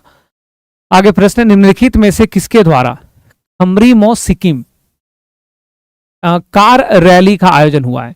स्टूडेंट खमरी मो का मतलब होता है हेलो सिक्किम, वहां की लोकल भाषा में इसको बोलते हैं। अदरवाइज इसका मतलब क्या है, हेलो सिक्किम, है ना। तो हेलो सिक्किम कार्यक्रम को किसने शुरू किया है स्टूडेंट, इसकी शुरुआत किया गया है भारतीय नौसेना के द्वारा। कहां से किया गया भाई, तो इसकी शुरुआत भारतीय नौसेना के द्वारा जो किया गया स्टूडेंट वो किया गया है लोनावाला से। कहां से किया गया भाई, महाराष्ट्र में। आईएनएस जो है हमारा आईएनएस शिवाजी, उससे इसकी शुरुआत हुई है। और आईएनएस शिवाजी से इसकी शुरुआत हुआ है लोनावाला से। हाँ, लोनावाला ऑब्वियसली महाराष्ट्र से इसकी शुरुआत की गई है। नाम क्या है इस कार्यक्रम का? हेलो सिक्किम। एक कार रैली है और एक कार रैली भारतीय नौसेना के द्वारा जो है इसको संचालित किया जाएगा। हेलो सिक्किम, जाहिर सी बात है सिक्किम में जागरूकता को फैलाने के लिए, सिक्किम से इंटरेक्शंस को बढ़ाने के लिए जो है इसकी शुरुआत यहाँ पे किया गया है। आगे प्रश्न है ओडीएफ प्लस दर्जा के बारे में। Consider following statement regarding ODF plus, इसके बारे में आपसे पूछा जा रहा है कि हाल ही में बिहार को ओडीएफ प्लस का दर्जा दिया गया है? बिल्कुल भी नहीं। ओडीएफ प्लस का दर्जा भी बिहार को नहीं मिला है। बिहार के अलावा अन्य कई सारे ऐसे राज्य हैं जिन्हें यह दर्जा मिल चुका है। अन्य कई सारे ऐसे राज्य हैं जिन्हें यह दर्जा मिल चुका है, जैसे हिमाचल प्रदेश, असम, गोवा इत्यादि। ठीक है, ये कुछ ऐसे राज्य हैं जिसे ओडीएफ प्लस का दर्जा यहाँ पे प्राप्त हो चुका है। ठीक है, आगे ये गलत हो गया कथन। नेक्स्ट, ओडीएफ प्लस गांव से अभिप्राय उस गांव से जिसने ठोस तरल अपशिष्ट प्रबंधन प्रणालियों को लागू करने के साथ साथ खुले में शौच मुक्त की अपनी स्थिति को बरकरार रखा है। तो यहां पे क्या हो जाएगा? हाँ, तो इसमें जो दूसरा सेंटेंस वो क्या आ जाएगा? ऑब्वियसली ये यहाँ पे हमारा सही है। जो खुले में शौच मुक्त की अपनी स्थिति को क्या कर रहा है? बरकरार रखा। नेक्स्ट है कि भारत के 85% गांव ओडीएफ प्लस का दर्जा प्राप्त कर चुके हैं। उसमें भारत में 85% गांव भी ओडीएफ प्लस नहीं हुए हैं, बल्कि यहां पे देखेंगे तो केवल 75%। ठीक है, उतने ही गांव को भी ये दर्जा मिला। ये भी जानकारी गलत। तो पूछा गया सही कौन है? सही केवल 2 है। सही केवल 2 है। ये ओडीएफ प्लस गांव कौन होता है? ऐसा गांव जो अपशिष्ट का प्रबंधन करता है और खुले में शौच से मुक्त हो, है ना, खुले में शौच से मुक्त हो, ऐसे गांवों के लिए शब्द का प्रयोग किया जाता है ओडीएफ प्लस। तो भारत में बिहार जो है वो अभी ओडीएफ प्लस नहीं हुआ है। 75% केवल गांव अभी ओडीएफ प्लस में शामिल हैं। सरकार का लक्ष्य है कि 100% गांवों को हमको ओडीएफ प्लस में लाना है, खुले में शौच कर मुक्त जो बनाना है। इसको लेकर के आपने देखा होगा कि सरकार ने कार्यक्रम चलाया जिसमें गांव में शौचालय का भी निर्माण होता है। उस शौचालय का नाम रखा गया इज्जत घर ना। सरकार ने बड़ा कैंपेन चलाया उसको लेकर के। आगे प्रश्न है कि बताइए निम्नलिखित में से कौन सा एशियाई Pacific institute for broadcasting development का अध्यक्ष बना है? तो स्टूडेंट भारत इसमें लगातार तीसरी बार अध्यक्ष बन गया है ना। भारत इसका जो अध्यक्ष बना है, लगातार भारत इसका तीसरी बार अध्यक्ष बना है। भारत तीसरी बार इसका अध्यक्ष बना है, 3rd टाइम्स। हाँ, तीसरी बार। और ये जो इंस्टीट्यूट फॉर ब्रॉडकास्टिंग डेवलपमेंट जो है स्टूडेंट, ये 1977 में 1977 में इसकी स्थापना हुआ है। It was establish on this year. और दूसरी जो जानकारी है कि इसमें 44 कंट्रीज, 44 देश जो है इसमें अभी शामिल हैं। कितने देश शामिल है स्टूडेंट इसमें? तो इसमें टोटल 44 कंट्रीज जो है, 44 देश इसमें शामिल किए गए हैं। ठीक है, 44 जो देश है इसमें अभी वो शामिल है भारत के समेत। चलिए, तो Asia Pacific institute for broadcasting के लिए भारत तीसरी बार चुन लिया गया है। आगे प्रश्न होगा कि जनजातीय गौरव दिवस के संबंध में कथनों पर विचार करिए। भगवान बिरसा मुंडा को श्रद्धांजलि देने के लिए जनजातीय गौरव दिवस मनाया जाता है 15 नवंबर को। बिल्कुल। झारखंड का स्थापना दिवस भी है जो बिहार से अलग हुआ है। तो अगली जानकारी है जनजातीय गौरव दिवस पर विशेष रूप से कमजोर जनजातीय समूह के विकास मिशन का शुभारंभ किया गया। ये जानकारी बिल्कुल सही है ना। इस वर्ष आपने देखा होगा कि प्रधानमंत्री का कार्यक्रम झारखंड में था। जो बच्चे न्यूज़पेपर रेगुलर पढ़ते होंगे उन्हें पता होगा, वो झारखंड विजिट किए थे और वहीं पे इनका कार्यक्रम था। उसको लेकर के इसमें सही जानकारी क्या है स्टूडेंट? हमारा दोनों इसमें सेंटेंस करेक्ट हो जाएगा, ऑप्शन नंबर सी।